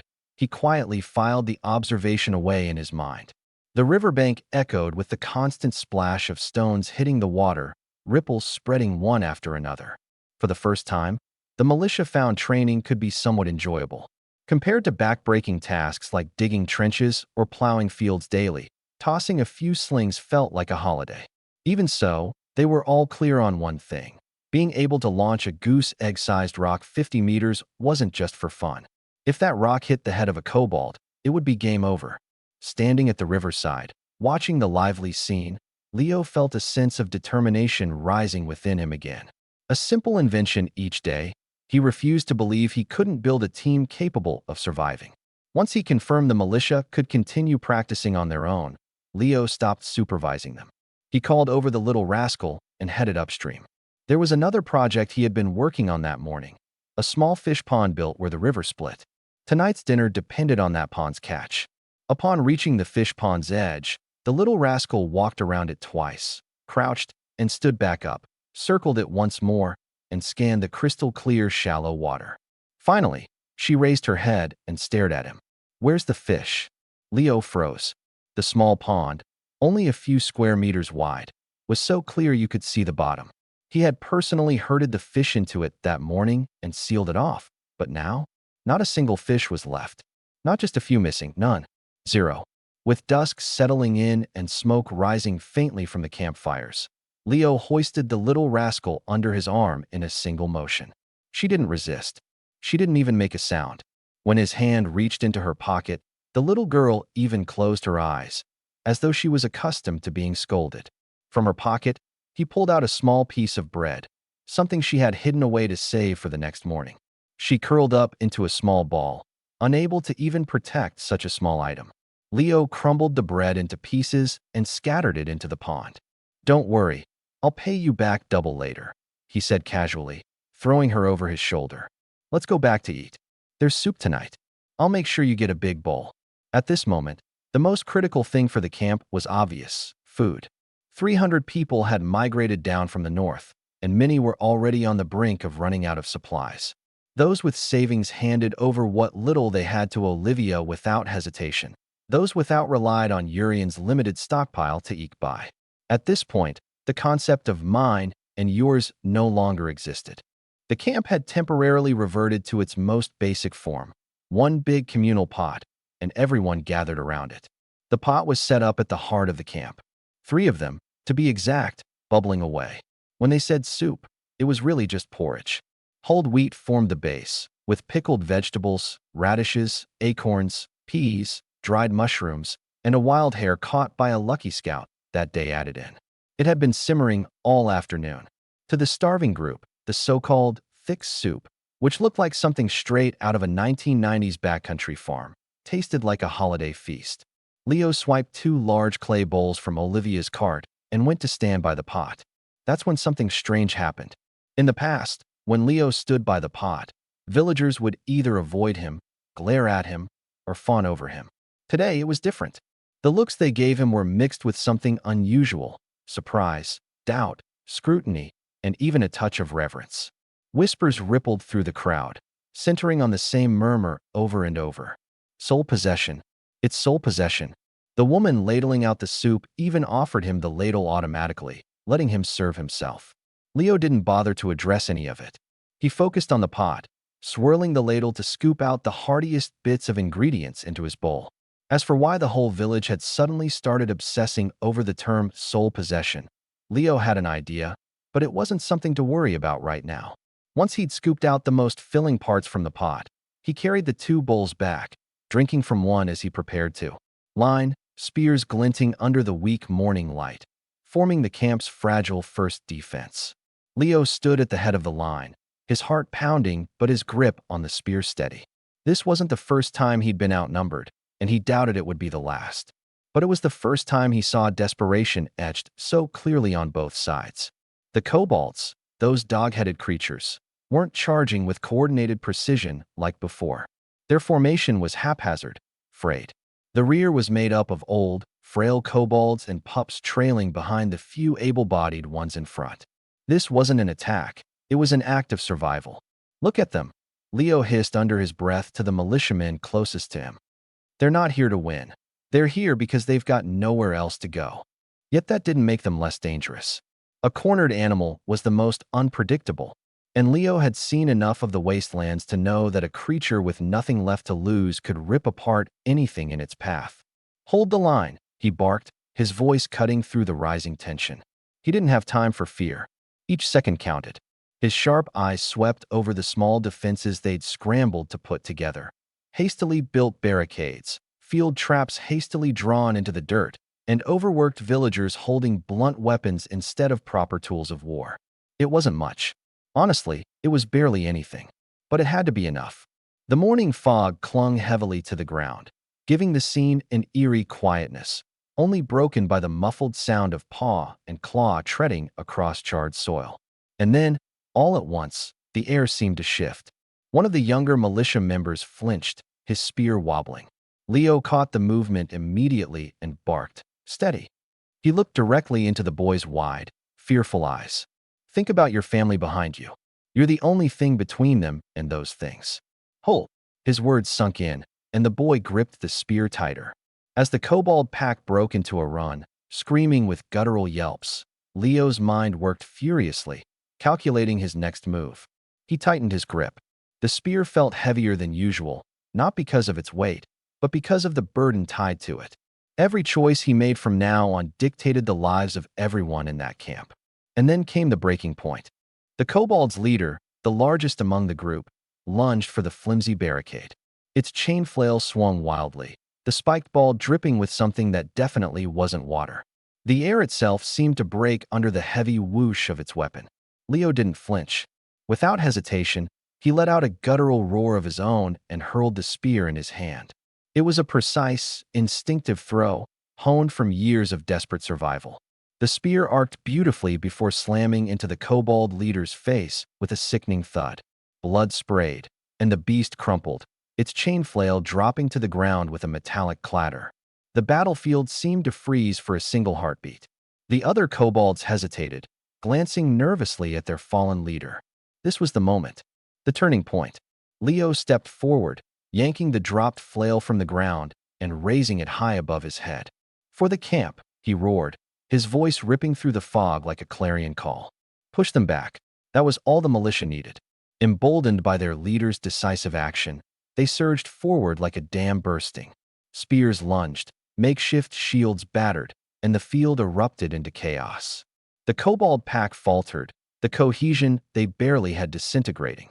The older and weaker ones retreated first, leaving their stronger companions to face the onslaught. But the militia wasn't just fighting to defend anymore. They were fighting for their livelihood, for the chance to live another day. They pushed harder.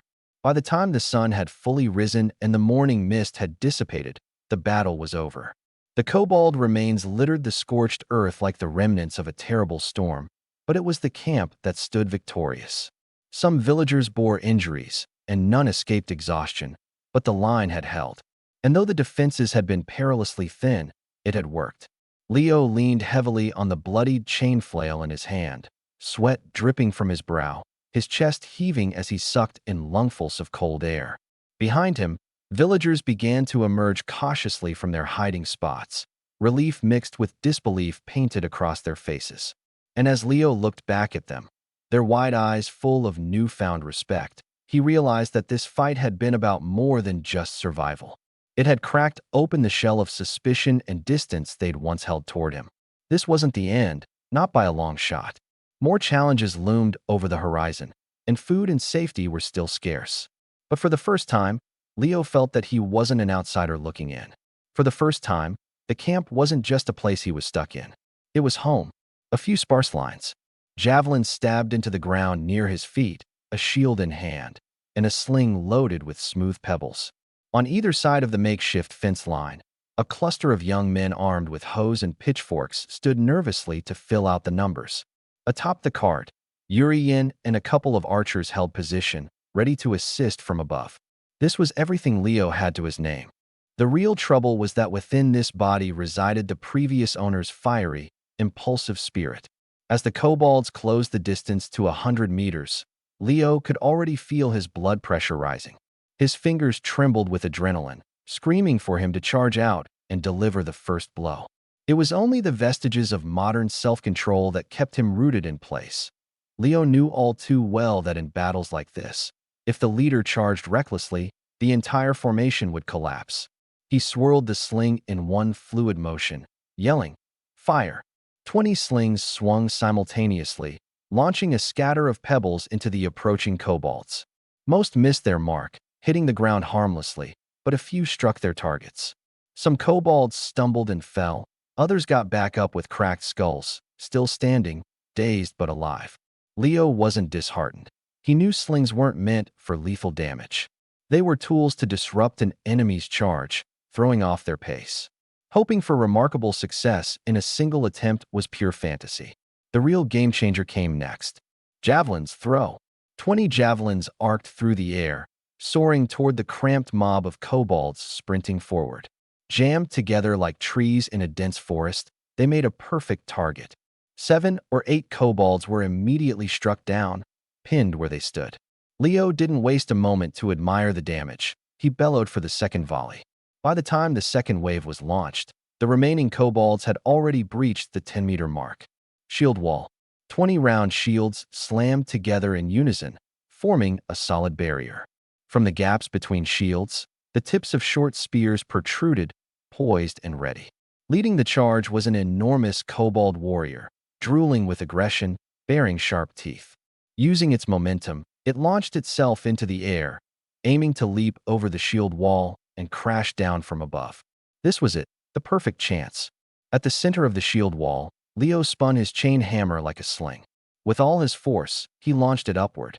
The heavy iron chain soared through the air, catching the beast square in the head. A sickening thud echoed as the airborne kobold was sent spinning mid-flight, crashing lifelessly to the ground. Its head was reduced to a gory mess. Once their leader fell, the remaining kobolds lost every ounce of their primal courage. Letting out pitiful, high-pitched squeals, they turned in chaotic retreat, trampling over one another in their desperate dash back into the woods. They ran faster than they had arrived. Such was the nature of kobolds, cowardly opportunists. Without a strong leader to drive them, they crumbled under pressure. It was no wonder small races like these were often enslaved. They lacked the essential trait of fighting spirit. Only then did Leo exhale the breath he'd been holding. Repelling the attack without losing anyone was the best outcome he could have hoped for. But there wasn't much time to celebrate. Something about this kobold assault didn't sit right with him. With such a weak force, why would they dare to attack so boldly? Was someone driving them from behind? The ease of this victory troubled Leo deeply. Battles that seemed too easy today could set the stage for far tougher ones tomorrow. Standing still, his gaze fixed on the tree line, Leo was already contemplating an offensive move. Behind him lay over 20 kobold corpses, their blood staining the dirt, still wet and glistening. Urian stared at the scene of carnage, his face clouded with confusion. It seemed like the entire kobold tribe had thrown itself into the fray, every member from the oldest to the youngest. Leo stood beside Urian, suppressing the ache in his chest and the stiffness in his arm.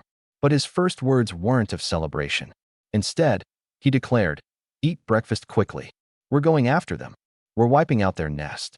Urian blinked, taken aback. He studied Leo's face. "Your wounds haven't healed, and you're already this impatient?" Leo responded with a sentence that left Urian silent for quite some time. "It's kobolds this time. What about next time?"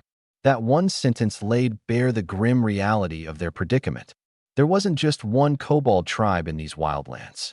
In recent days, this particular tribe had been testing their defenses with frequent raids. It had cost the kobolds nearly everything they had. But the other tribes, the ones lurking in the shadows beyond their immediate vicinity, they hadn't made a move yet. They were watching, waiting to see who would fall first, who would leave an opening. According to the original plan, this pioneering team should have consisted of over 100 well-trained militia. With that kind of strength, no neighboring tribe would have dared to stand against them. Reality, however, had been cruel. Attrition during the journey south had reduced their numbers to less than 30. A group that should have been the dominant force in the region now found itself scraping to survive, a fragile presence in a harsh wilderness. Urian sighed deeply and finally made a weary decision. Starting today, half the group would focus on cutting down trees. Structures needed to go up, and the perimeter had to be secured. Their original goal of cultivating 300 acres had to be halved, prioritizing survival over ambition. He glanced at Leo and, for the first time, allowed himself a small, weary smile. The boy who used to think only about fighting, eating, and sleeping was now shouldering the worries of the entire camp. Still, Urian couldn't resist a quip. "When I become a knight for opening up these lands, you'll be my first squire." Leo, of course, didn't take that lying down. "After all I've done, you're handing me a role as a squire?" Urian raised an eyebrow, a glint of jest in his tired eyes. "Fine, you want to be the knight? Shall I be your squire then?" As the two bickered playfully, the villagers were already hard at work. Strangely, the kobold raid hadn't left them shaken. Instead, they seemed steadier than before. The reason was simple. For the first time, no one had died. Surviving a skirmish like this did more to bolster their morale than any words of reassurance. Suddenly, the wilderness didn't seem quite so terrifying. In the center of camp, a large cooking pot was set over a fire. Breakfast was simple: fish soup. Leo eyed the fresh fish eagerly, reaching into a wooden bucket to grab the plumpest one.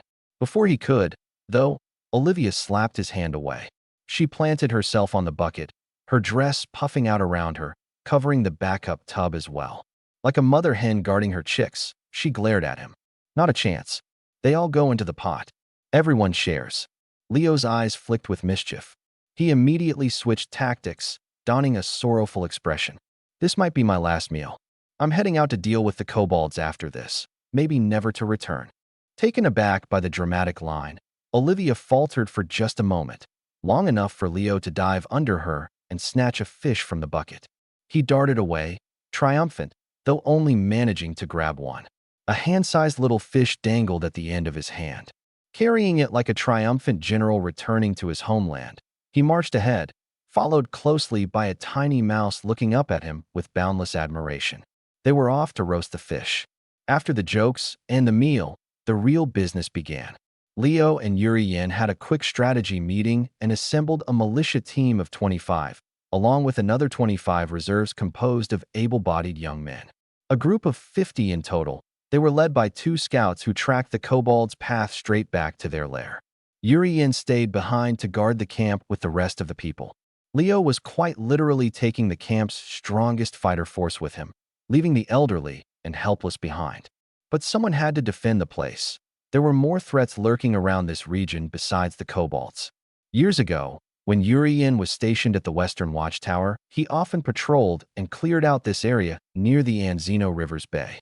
But that was 5 years ago. In 5 years, the wilderness could change hands dozens of times. Beyond the immediate threat of the kobolds, nobody truly knew what had claimed this land since then.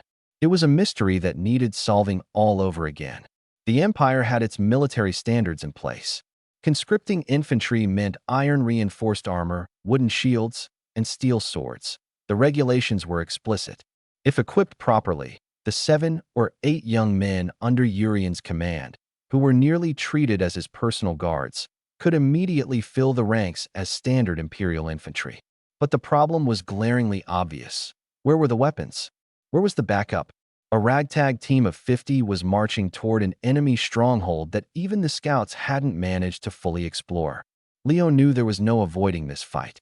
Whether they wanted it or not, it had to happen. The kobolds were just a warm-up. The real threats lurking deeper in the wilderness hadn't even shown themselves yet.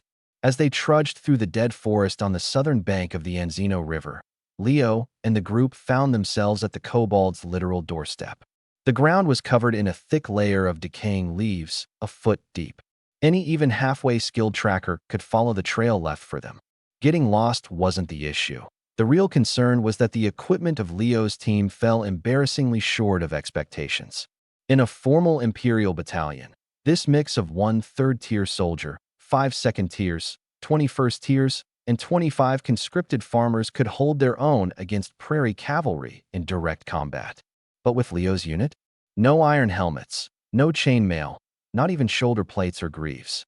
Have the equipment, and you've effectively have the combat capability. Leo was fully aware of this. That's why he wasn't rushing forward recklessly. He placed his seasoned veterans at the front to scout ahead. It wasn't that he feared kobolds pulling off some intricate ambush. The kobolds simply didn't have that level of organization. What he feared was his people crumbling under the weight of unforeseen setbacks. They pushed through the dead forest until the ground started to rise, giving way to thickets and exposed rocks. Another mile ahead, they would reach the small mountain valley lining the stream. Calling it a valley was generous. It resembled more of a chewed-up hornet's nest. The rocky walls were riddled with holes, and crudely constructed shelters followed the stream. Mining debris and rusty sludge blocked the water, making it trickle sporadically. Even the banks were barren of grass. The expedition caravan hadn't just approached the kobold's lair, they had practically parked right in their bedroom. This was the crux of the matter. Left to their devices, kobolds usually wouldn't dare provoke humans. A squad of 50 militia would keep 100 kobolds at bay without them daring to come any closer. But with their home trampled on and invaded, even the most cowardly of species would dig in and fight. The thing was, they already had. The kobolds had already given their all in earlier skirmishes. Their fiercest and strongest warriors who had charged bravely at the front, mostly dead now. Their leader? Slain during a chaotic battle when someone bit through their throat. From that moment, this small tribe had been doomed. They just hadn't realized it themselves. When Leo stepped into the valley, what he saw was a group of elderly, weak kobolds driven out by the shrill barking orders of a black and white, furred kobold. The total number of fighters? Less than 100, with the rest being helpless, squirming pups littered across the ground. On paper, Leo's militia force seemed outnumbered. But all it took was one look for him to see the truth. They were terrified. The average kobold stood about 4 feet tall. When they looked up, towering over them were 6-foot-tall northerners. These men of the north were often dismissed as barbarians. But their towering height wasn't born out of thin air. Generations of scraping by on meager sustenance in a harsh environment had molded them into giants. The frontline fighters were now well-fed, wrapped in thick furs, projecting a formidable and bearish frame. With heavy wooden shields modeled after Imperial heavy infantry, their sheer presence was daunting. One swing of those shields was enough to crush a kobold. Behind them, the remaining 25 conscripted youths clutched a ragtag mix of sickles and pitchforks. They hadn't seen much combat yet, but after observing and standing through a handful of skirmishes, their eyes now carried a hardened steel, readiness etched into their expressions. Form ranks. With Leo's command, the shield wall began to push forward. Step by deliberate step, the formation moved with heavy, synchronized footfalls and lined shields, slowly advancing towards the valley heart. No shouting, no showmanship, just relentless progress. The pressure was unbearable for the kobolds. They responded by hurling whatever they could grab, rocks, spears, any debris on hand. But the scattered projectiles were nowhere near as threatening as their coordinated volleys were back when their leader was alive. Most of the detritus fell harmlessly to the ground. Few that hit the shields barely left a dent. The shield wall didn't stop. The kobolds, however, were trapped. Behind them lay their young ones, and beneath them was their sanctuary. Yet Leo's calculations had moved beyond simply how to win this skirmish. The outcome of this fight had been decided the moment he stepped into the valley. What Leo was thinking about now was something even bigger. Faced with no hope, what choice would these broken creatures make next? Would they fight to the bitter end? Or would they kneel? The snow hadn't stopped falling. In the valley clearing, the two forces stared each other down, teeth clenched and locked in tense opposition. This time, Leo skipped the sling. The distance wasn't quite right, and the terrain didn't favor it. Instead, he reached for the javelin. "Prepare," he barked. The shield wall tilted slightly forward, and the militia raised their hands, readying their throws. Frosted steel tips gleamed under the overcast, gray skies. On the kobold side, The sight caused instant unease, their frontliners instinctively pulling back. Throw. Two successive rainfalls of javelins broke through the fragile morale of the kobolds. Their cries turned to panic as they scrambled back toward the depths of the valley, leaving behind trails of blood and discarded scraps of their meager belongings. Iron. Leo didn't give chase. He knew that at times like this, the more you ran after them, the messier it got. Instead, he motioned for the militia to retrieve the javelins one by one, reform the formation, and keep their eyes fixed on the mouth of the valley. Sure enough, it wasn't long before that conspicuous black and white furred kobold let out a few hoarse barks. Slowly but surely, its scattered companions trickled back to reform the blockade at the valley entrance. At that moment, Leo felt something in his chest. It was hard to describe. He knew the stance all too well. Behind them lay their winter rations and their young cubs crying for food back at the den. Even if they were outmatched, they had no choice but to hold this position. This kind of face death head-on because there's no other option scenario. His own village had played it out just 2 weeks ago. Caught by beastmen scouts, the militia had formed ranks, buying time with their lives. In the end, the entire village had to relocate. Making it to this frontier land alive placed them among the fortunate few compared to dozens of other villages. Along the way, Leo had seen far too many refugees frozen stiff in the snow, whole groups. By morning, they'd be nothing more than mounds of snow. He pitied them, sure, but he didn't have the luxury to let pity distract him. This region wasn't inhabited by just one hostile tribe. Spare one kobold camp today, and by tomorrow, something else might pounce on their camp, leaving a knife at their backs. Just as he was about to shout, "Javelins ready!" Again, the black and white kobold emerged from its ranks and began walking toward the center of the clearing between the two forces. It walked empty-handed, step by cautious step, until it stood in the middle of no man's land. A guttural, throaty sound poured from its mouth. "What's it trying to do?" Ivan muttered beside him, his voice low. "Offering a duel, maybe?" Vic chimed in. Leo raised a hand, signaling the militia to lower their javelins. Stepping out from behind the shield wall, he cautiously moved forward a few paces, trying to figure out what this creature was up to. The black and white kobold kept growling, but Leo couldn't make heads or tails of its language. Then, its eyes latched onto the chained mace hanging from Leo's belt, the one he had taken off the dead kobold leader he personally killed just days ago. Its growling sound cracked and faltered before forming a few words that were unexpectedly clear. "Surrender. You. Surrender." Leo froze on the spot. Behind him, the militia broke into muffled whispers that could no longer be suppressed. Heads popped out from behind their shields, and for a moment, nobody could believe that thing was speaking their language. "You can speak." Leo took another step forward. "Yes. Gur. You. Us. Surrender." The voice was a strange mix of human and beast, half indecipherable growls, half stammering imperial tongue. But the message was just clear enough. For a brief moment, a peculiar sensation rose in Leo's chest. At that instant, the wall between him and these creatures he had always hunted as monsters, felt just a little thinner. "Food. Woof. Uger. Iron. Us. Leave." It gestured to the valley behind it, and then to the snow-covered ground. A few kobolds dragged some bulging sacks from a nearby mine entrance, dropping them in the middle of the clearing. They pulled the sacks open, spilling acorns and pine nuts onto the ground with a rustle. The black and white kobold pointed to the pile of food and then to the deeper reaches of the valley. "Food. Iron. You. Give. Us. We. Leave." Leo blinked and repeated the statement in his head to make sense of it. "You're saying if we give you food and iron, you'll leave?" The kobold nodded vigorously. The only sound left in the air was the soft patter of falling snow. Leo locked eyes with the creature for a few seconds. Up close, it didn't look as fierce as he imagined. Stripped of its hostility, it resembled a husky walking upright, almost silly looking. Its tribe wasn't much different. Most of them looked like golden retrievers, with a few stocky, hulking ones that resembled pit bulls. After all, they were kobolds, neither feral boarmen nor bloodthirsty gnoll hybrids. Their inherent nature wasn't as savage. He could almost see it playing out, him nodding, taking the food and iron, and letting these creatures gather their young and leave the valley.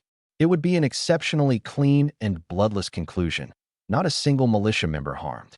But he smiled faintly and offered just 2 words. No deal. The black and white kobold bared its teeth, a low growl rumbling from its throat. Behind it, the golden retriever-like kobolds and pitbull-like ones joined in, bristling and barking. The tension in the frosty air tightened like a coiled spring. Leo quickly raised a hand. We don't want your food, and we don't want your home. We are a peace-loving people. The husky-like kobold hesitated, the aggression on its face lessening slightly. Then it cocked its head and growled out a response so blunt that Leo almost laughed. We do not trust. Smiles, very sneaky. Humans, very sneaky. Trade tongue, very bad. The smile vanished from Leo's face as he steadied his expression. Trust me, we can trade. Your iron, for our food. Your home, stays your home. The valley seemed to hang in stunned silence as the kobold forces collectively froze. The black and white kobold turned its head for a glimpse of its fellow tribesmen. The golden retriever-like ones gaped silently, neither daring to speak nor move. Meanwhile, a handful of pitbull types in the rear began pacing restlessly, low growls bubbling from their throats. They looked ready to derail the fragile negotiation with a burst of violence at any second. Leo stood in the clearing, snowflakes settling on his shoulders. He knew, whether or not that black and white kobold could rein in the volatile pitbulls would determine the success of this deal. And that decision wasn't in his hands. The tension still crackled, unrelenting. A few pitbull kobolds crouched low, guttural snarls thick in the air, prepared to pounce. But Leo didn't flinch. Instead, he stepped forward, tilted his head, and lightly tapped on the artery pulsing at his neck. The message was crystal clear. Come on, take your shot.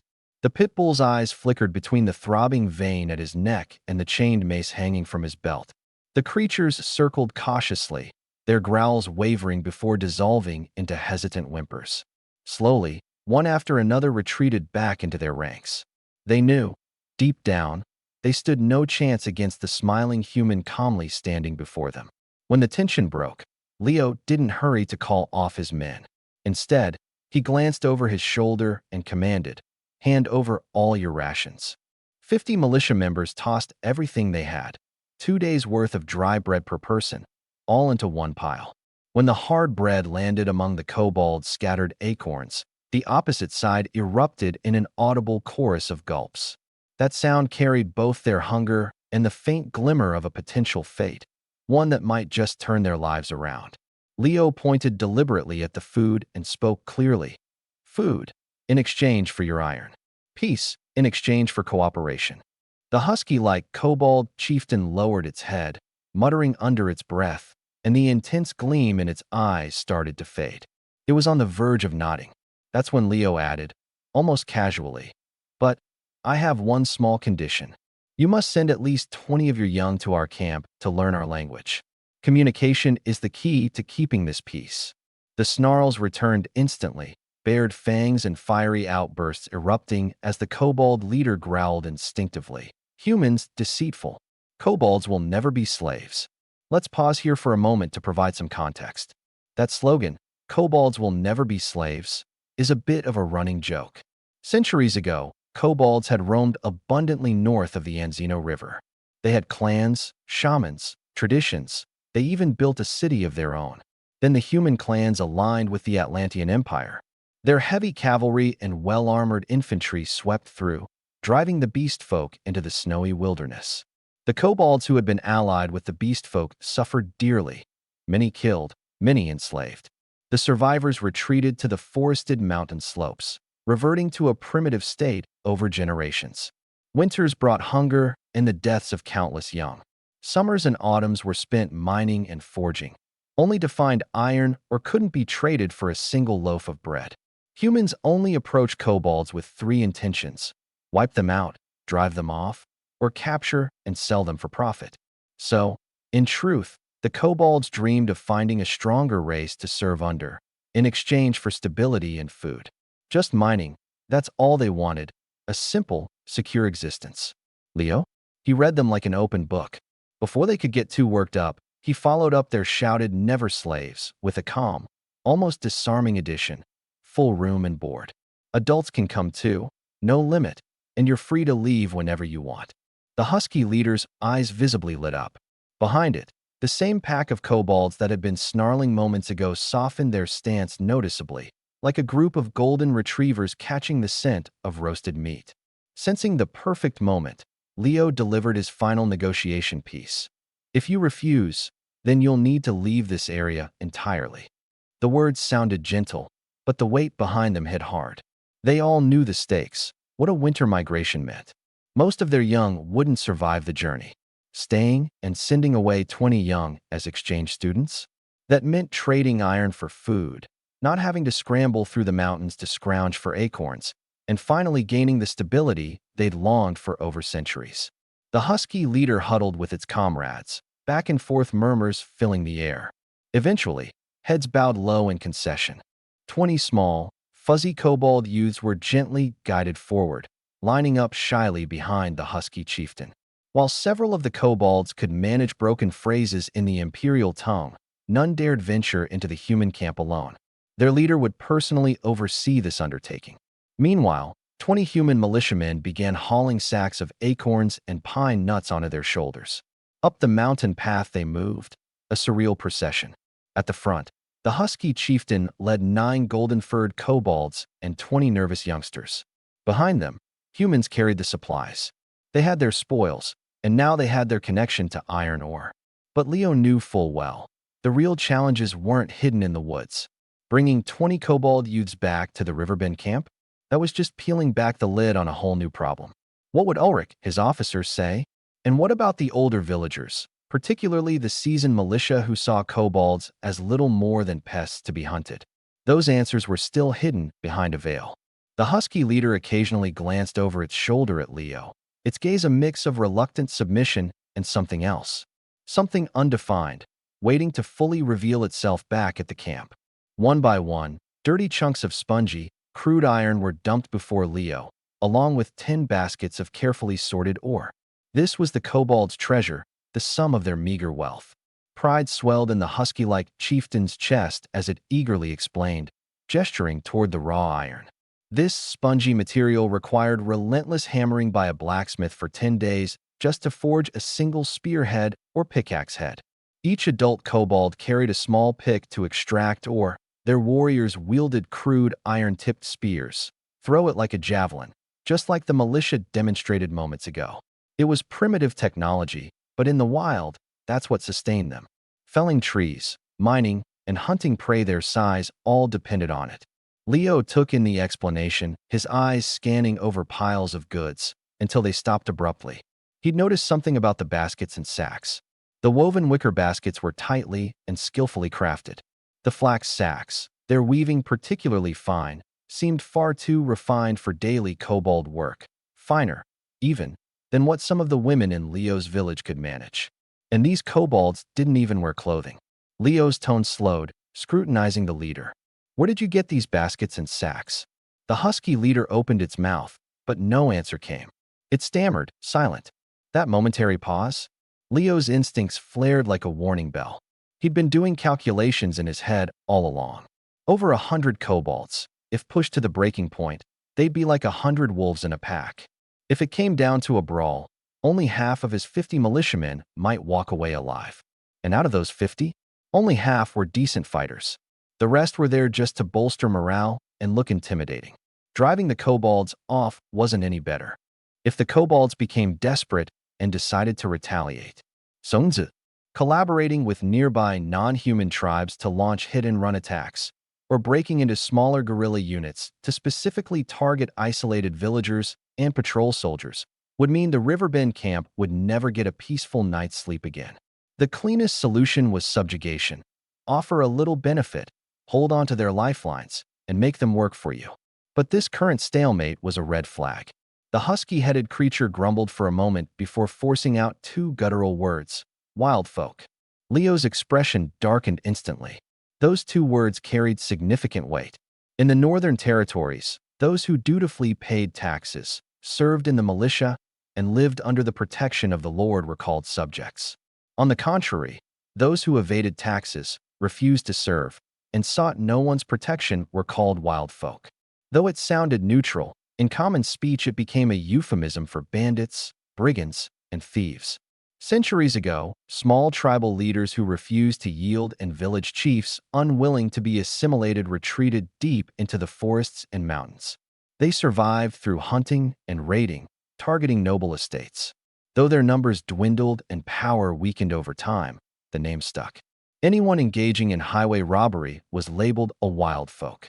To the Southerners, Northerners were already branded as barbarians. Among barbarians, the wild folk were the most primal and untamed. Leo knew deep down that his own background wasn't far removed from that of the wild folk. But here was the problem. What the frontier camp couldn't tolerate the most was having such a group lurking nearby. Now Leo understood why this husky-headed creature could speak the human tongue, why it proactively negotiated the moment it was cornered, and why it was sharper than the former kobold leader. It had clearly dealt with humans before. Noticing Leo's grim look, the husky-headed creature quickly tried to amend its statement. Grr. Wild folk, kind. Trait. We peaceful race. Leo didn't acknowledge its words. He simply locked eyes with the creature. Peaceful? What does peaceful mean to you? Peaceful. Iron trade, baskets, sacks, food, fix. Leo's expression remained unreadable as he asked, "Where are they? How many of them?" At this, the husky man faltered. Its eyes darted around before it finally pointed a clawed hand in one direction. That direction was toward the great waterfall. Inside the command tent, the other heads of the camp turned visibly frustrated upon hearing the backstory. An entire cartful of iron ore to trade for one empty basket. A bag of refined iron traded for one empty linen sack. That had been the exploitative rate human traders had demanded from the kobolds in the valley.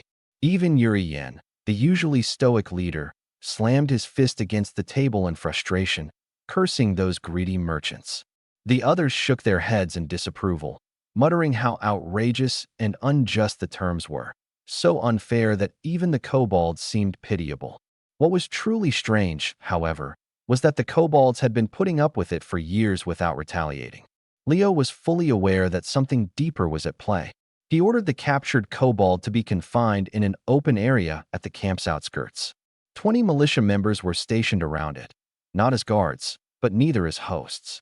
By keeping the interaction neutral, he sent a clear message.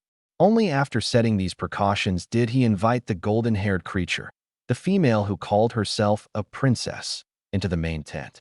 Her name was Fisha Inuit. The previous chieftain? That was her father. Dead. Bitten to death, she said in surprisingly fluent Imperial Common, fixing Leo with a steady gaze. What had bitten him to death? She didn't elaborate, and Leo didn't rush her for details. Such omissions usually hinted at deeper, unresolved issues. For now, Leo's main priority was to salvage a negotiation that had already gone south. Fisha had already laid out terms during her journey to the camp. Her demands were modest. 1 bag of food in exchange for 5 bags of ore, no humans entering kobold lands, and half of a specific grove of oak trees in the western forest. Urien heard this and clapped his hands, ready to shake on it immediately. Fisha, however, instinctively took a cautious step back, refusing to meet Urien's hand. Instead, her eyes shifted to the chained hammer hanging at Leo's waist. No betrayal, she repeated firmly. We peaceful race. Her repeated insistence carried more weight than all apologies uttered by the leaders of the camp. She wasn't placing trust in the camp or its commanders. She was placing it in the man bearing the hammer. Leo nodded, and the deal was sealed. The atmosphere in the tent momentarily relaxed, giving rise to light-hearted banter. One of the leaders jokingly suggested that Leo should marry the kobold princess to solidify peace between the two sides. Laughter erupted throughout the group until Urien bellowed for silence, his commanding presence quickly snuffing out the merriment. Even Fisha momentarily retreated to the tent's entrance, only to wag her tail gently after registering Urien's intent. She had understood the word. Neighbor. The following day, 10 bags of rye were presented to Fisha. She and the 9 golden-furred kobolds behind her wagged their tails so furiously they looked like wind turbines. Urien then pointed to 20 baskets filled with sponge iron and iron ore piled nearby. He explained, "These 10 bags of grain will take all this off your hands. Whatever extra is left over, consider it compensation for any past misunderstandings." From now on, we'll only take iron ore. 5 bags of, or for every bag of grain, and we'll throw in the sack, too. On the surface, it seemed like the humans were at a loss, and the kobolds were getting the better deal. But only Urian and Leo understood the full picture. To the kobolds in the valley, mining wasn't just a skill, it was in their blood. They took joy in finding shiny things. It was entertainment, hardwired into their instincts.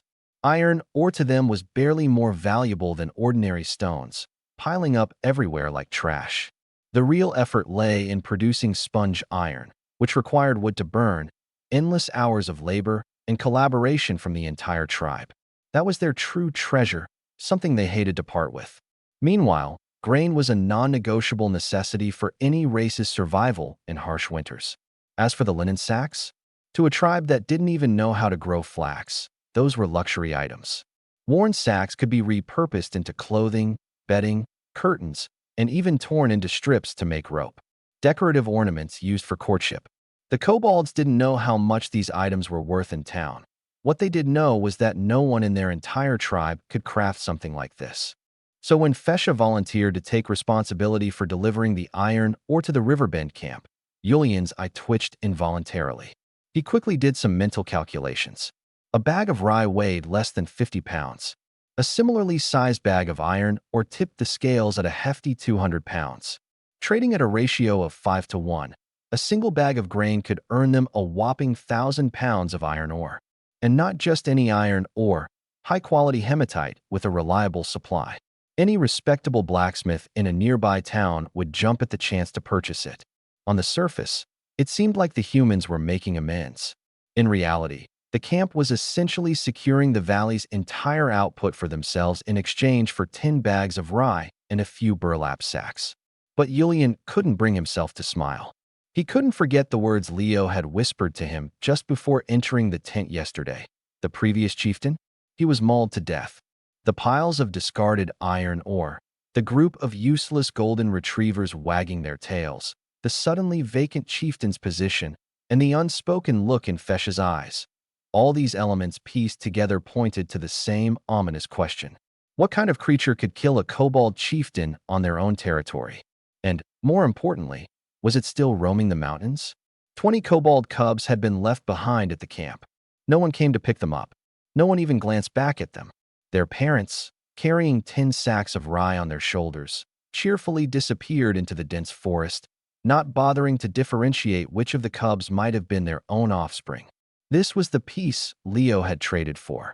Just an hour ago, these golden-furred dwarves had been mortal enemies of the humans, their warriors and leaders having fallen at their hands. Now, an hour later, Fesha led her people out of the woods, lined up in orderly fashion. They had baskets of iron ore strapped to their backs and couldn't stop growling low in their throats, their sharp teeth still bared instinctively. The grudge hadn't faded, but the allure of rye had arrived first. Every single kobold capable of carrying something had loaded themselves up. The weaker ones, who couldn't handle a full sack, balanced iron ore the size of a human head instead. The total weigh-in came to roughly 1,000 pounds, enough to fill 5 burlap sacks. Leo tossed one sack of rye at Fesha's feet. The 2 kobolds sniffed and inspected the sack before muttering to their comrades. The entire group erupted into victorious howls and yapping. Grain. For these creatures, who had long since forgotten the art of farming, rye, even the coarse kind, was gourmet food.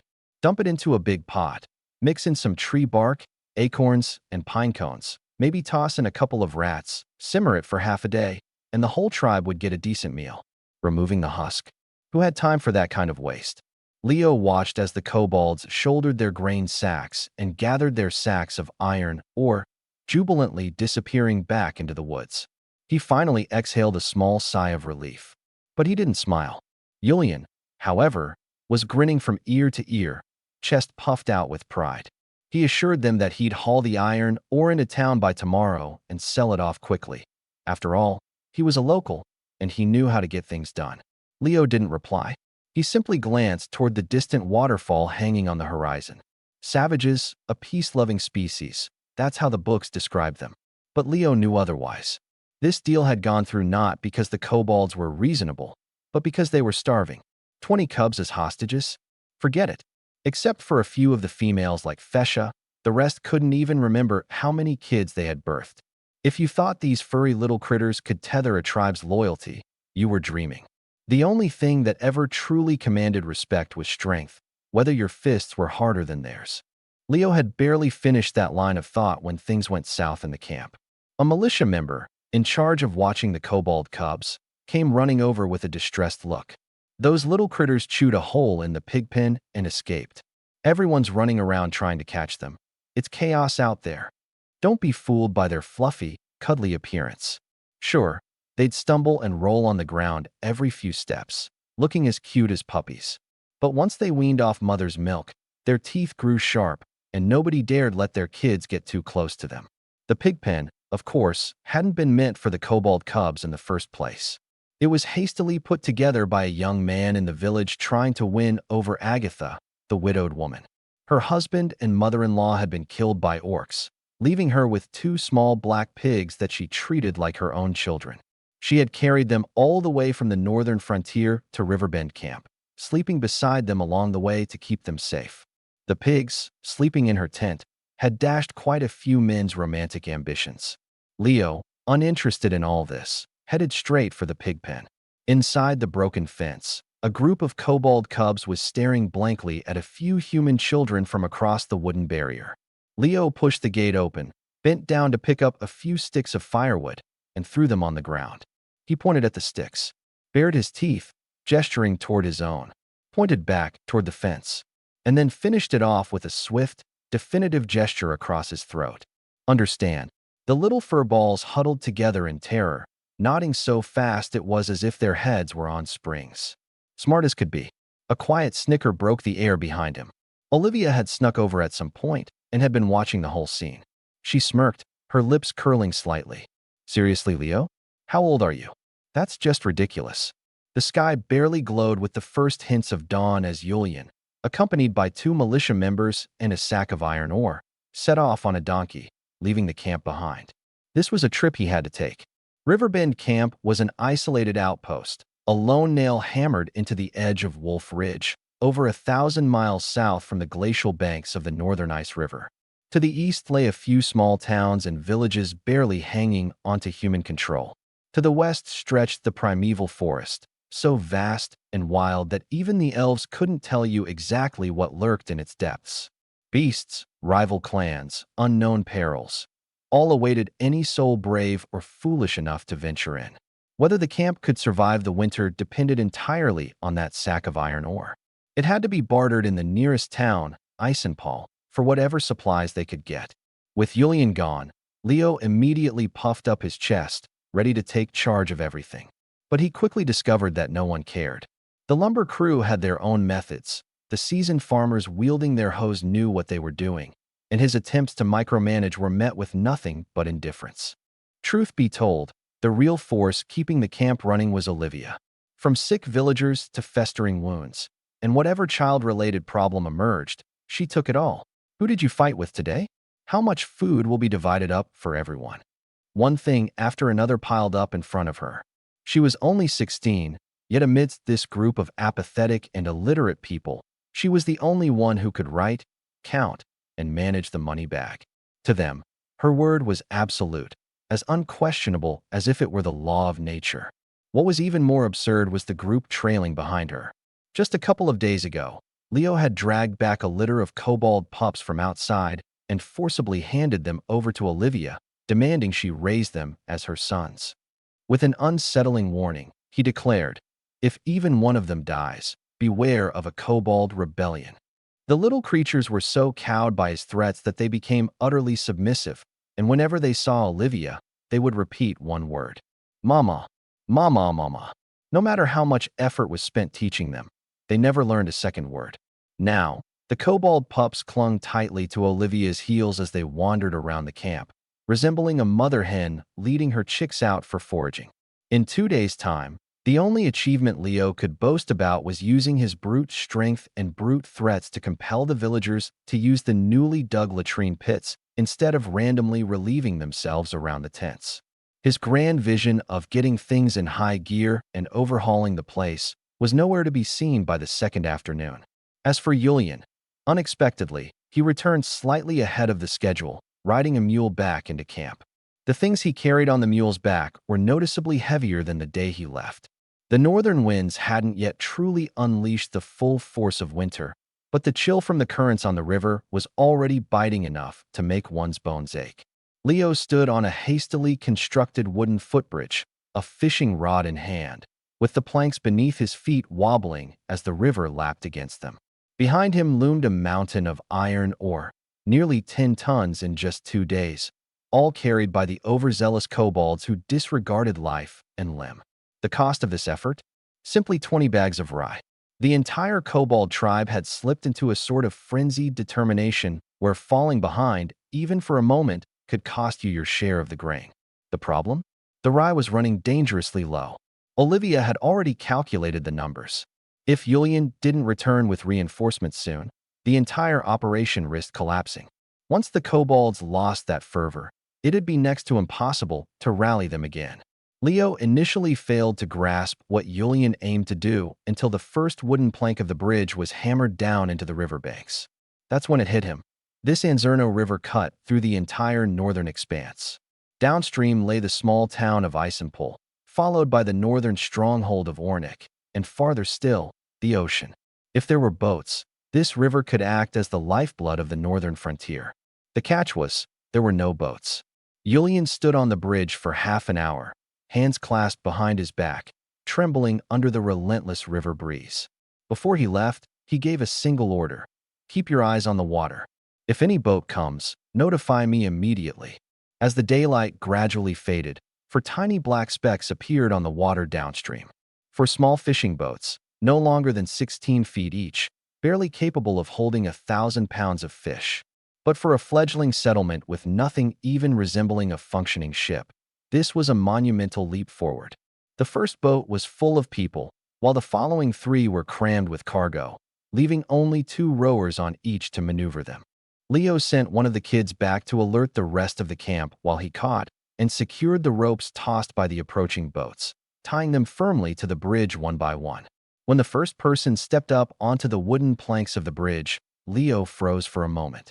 Blonde-haired, blue-eyed, and strikingly tall, in a tailored suit of light steel plate armor. This wasn't the usual cumbersome old-fashioned knightly armor that looked like it might belong to an oversized tin can. This was crafted over a sleek black leather base, with large plates of thin but polished steel fixed in key areas. The steel shimmered under the waning light, while the edges of the leather revealed a layer of intricate, soft padding. Draped over one shoulder was a bearskin mantle, its richness accented by golden thread embroidery at the cuffs. A knight's sword, crafted in the broad and imposing northern style, was slung at their back. Strapped to their thigh was a finely honed dagger. As they stepped fully onto the bridge, the wooden planks beneath them seemed to groan just slightly.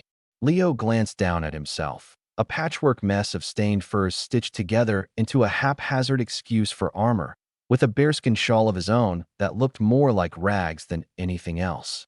Meanwhile, theirs looked like it belonged atop a museum display.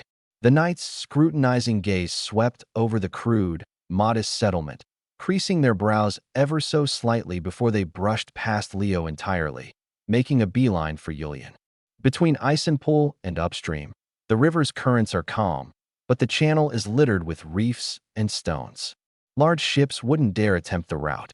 The best I could find are these small fishing boats, the young knight said respectfully to Yulian, nodding courteously. Yulian waved dismissively, offering apologies for the current state of affairs. We've only just staked a foothold here. It's pretty bare at the moment. Don't let it bother you. The knight chuckled, shaking their head. Not at all. Back when I followed the captain, I slept under tents more times than not. That comment drew a hearty laugh from Yulian, who gave the knight's shoulder a jovial slap, shedding any residual awkwardness between them. He motioned for the knight to follow him into the camp and introduced them offhand to everyone nearby. This is a knight of the Pedikov family, Roman Pedikov, one of my old comrades in arms. In silence, Leo made a mental note of the name. The Pedikovs, an old, storied knightly family near Isenpol with a history stretching back over 100 years. Each generation faithfully sent their sons to earn their noble boasts through military achievements. Today, in the Isenpool region alone, the family held 4 knightly domains, making them a name worth knowing. But within this prestigious lineage was a hidden code, one exclusive to the northern knightly way.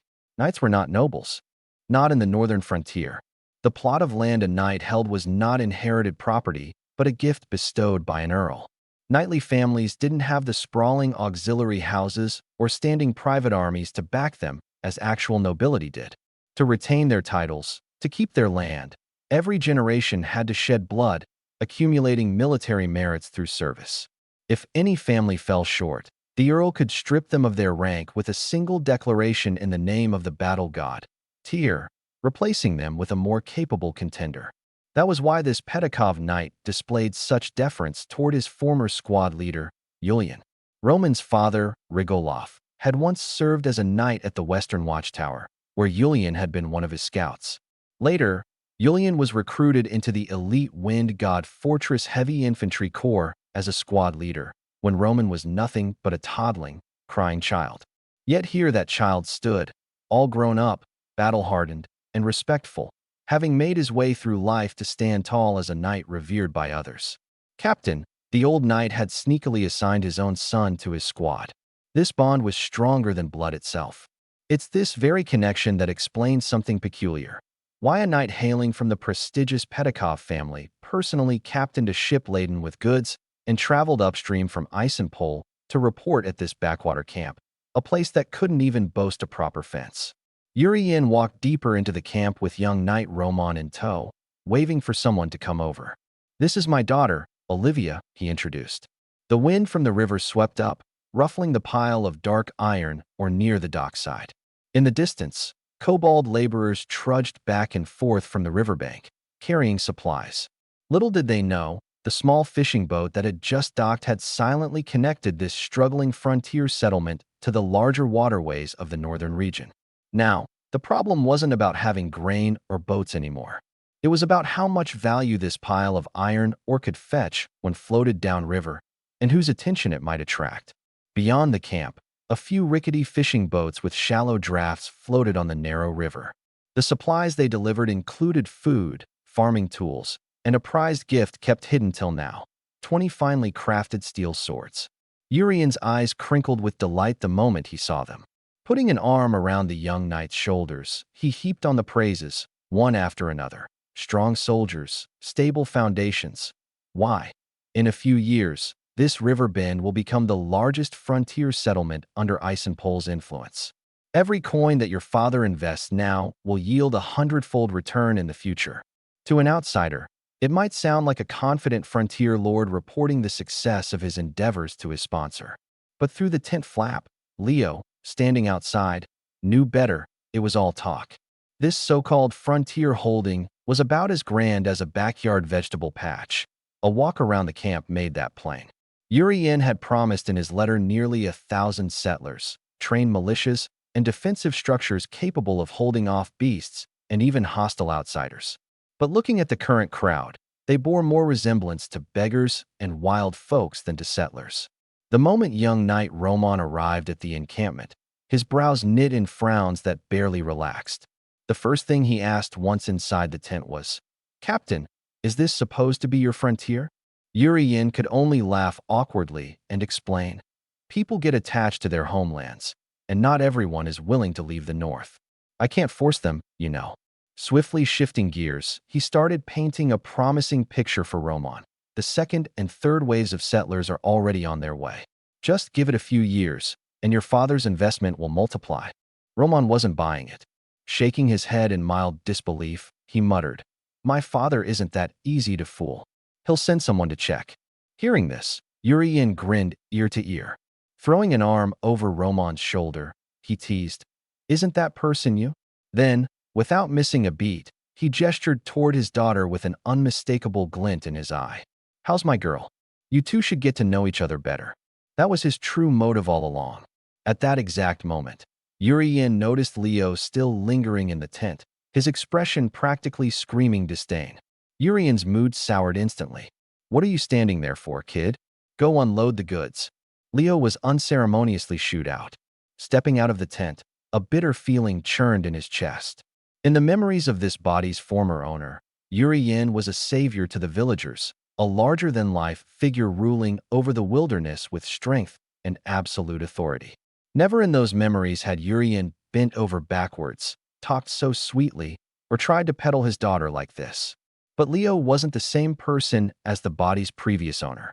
As an adult who had crossed over to this world from the modern era, Leo could fully understand Urian's behavior. Securing investment often requires humbling oneself, buttering up the right people to secure provisions and resources. It wasn't shameful, it was pragmatic. Getting a few shiploads of supplies could keep the entire village fed and clothed. No, the frustration wasn't about Yuri Yin. It was about himself. Sitting on a log by the riverside, he watched as villagers jubilantly unloaded food and farming tools. For the first time, he seriously took stock of the cards life had dealt him. Other transmigrators always seemed to start as noble heirs, night lords, or, at the very least, they'd have some cheat-like system, magical interface, or even an ancient sage whispering advice in their heads. What did he get? Nothing but a second-rate peasant's body, complete with a dim-witted lineage. He couldn't even muster a proper bow when entering the tent earlier, which was enough for the noble knight to glance at him and immediately place him in the crude, untrained, insignificant commoner category. When the knight greeted Olivia with, "Good afternoon, my lady," she panicked, pulling her hand back as though Roman might bite. She hid behind Leo like a frightened rabbit. Roman, noticing her manners, didn't scold her though. Instead, he merely smiled, a light, courteous smile, but one filled with an unquestionable air of superiority. It stung worse than reprimands ever could. And when Leo himself awkwardly greeted Roman, "Hello, Knight Roman." Roman's response was a curt, indifferent just one word. Now, sitting by the riverbank, Leo's eyes wandered to what was supposed to be a lifeline, a transport artery that was nothing more than an untamed, hazard-strewn natural river. The way was riddled with hidden rocks, shallow stretches, and chaotic tributaries. Only these ramshackle little fishing boats, manned by seasoned old boatmen who knew the local waterways inside out, could even hope to navigate it. For now, this river was entirely inadequate for supporting the trade and supply demands of a frontier holding. The true saving grace would come from a road not yet built, 30 miles through dense forest, linking the settlement to the western watchtower. That connection could reach the World Tree Highway, opening trade routes to Isenpol and surrounding Night territories. But that was a long-term solution. The immediate challenge? Survival. The grand picture Yuri Yin painted for Roman in the tent only intensified Leo's unease. Because he knew a cold, hard truth that no one else there seemed to grasp. The camp was far more vulnerable than it appeared. Those 20 steel swords and the few shiploads of provisions delivered by Roman. They might seem like critical aid, but when a real crisis hit, they wouldn't even make a dent. It wasn't nearly enough. And before that young knight left, he would undoubtedly take the time to carefully examine every nook and cranny of this camp to grasp its true essence. 20 years. 2 generations of a single family sank everything they had into a desolate patch of wilderness, painstakingly carving out a village of 100 households in the middle of nowhere. The moment old Sir Miswitch drew his last breath, this hard-won fief, bought with blood and sacrifice, was casually handed over to someone else. No one spoke up for them. No one had their backs. Because his one and only son, by the age of 30, had still failed to awaken the powers required to advance. On this land, the rules are brutally clear. It doesn't matter how much blood you've spilled or how much land you've tilled. What matters is whether your family line can produce someone imposing enough to make others think twice before crossing you. Without that, your 20 years of toil are reduced to nothing but a line in someone else's congratulatory decree. These words were spoken by Roman, the knight, directly to Urian inside the tent. Outside the tent, Olivia used an excuse to escape the awkward atmosphere. With the knight present, this country girl had managed to embarrass herself by bungling even the simplest gesture of courtly respect. Instead of offering a formal kiss-hand greeting, she had merely stretched her hand out awkwardly, making a fool of herself. The last thing she wanted was to sit inside and endure those overly polite, yet scrutinizing, gazes. She spontaneously decided to take a walk along the riverside, hoping to find Leo. Leo was sitting right by the water. Olivia plopped down next to him, stealing a side glance. For some reason, her heart clenched unexpectedly. Something was off with him lately. No one knew Leo better than she did. His mother had died young, and his father, being away in the army, left Leo to fend for himself. There were moments when unscrupulous men in the village tried to climb into her house during the night, but each and every one of them was met not by her, but by Leo's fists. Back then, he was brash, impulsive, and as transparent as glass. Everything he felt written plainly on his face. He used to spend entire afternoons rolling in the dirt or poking at ant hills, usually just to amuse himself or scare the village kids. But lately, she had noticed him retreating into these moments of quiet solitude, staring off into space. Those green eyes, usually so alive, now seemed to harbor a stillness so deep, it was impossible to discern their depths. It was hard to reconcile this Leo with the boy who could waste entire afternoons tormenting ants. No one would believe it even if she told them. This unfamiliar version of him unsettled her. She was lost in thought when Leo suddenly turned to her, giving her a sharp look. "What's up? Aren't you busy attending to your precious knight?" For a fleeting moment, the old Leo, the one she knew so well, came back. She exhaled in relief, then smirked mischievously. "Jealous, are we? Jealous? Give me a break." Leo shot back without missing a beat. "You know that kiss hand thing is for married women or fiancés, right? The guy's clearly into you. Don't be surprised if Uncle Urian ends up selling you off." "Huh. Nonsense." Olivia feigned a dramatic sigh. "It's all my fault for making a fool of myself. Messing up the proper etiquette the first time meeting a distinguished knight. It's so disgraceful. I wonder how I'll ever make it up to him. Maybe marrying that dashing and refined knight wouldn't be such a bad idea." Leo's expression instantly darkened.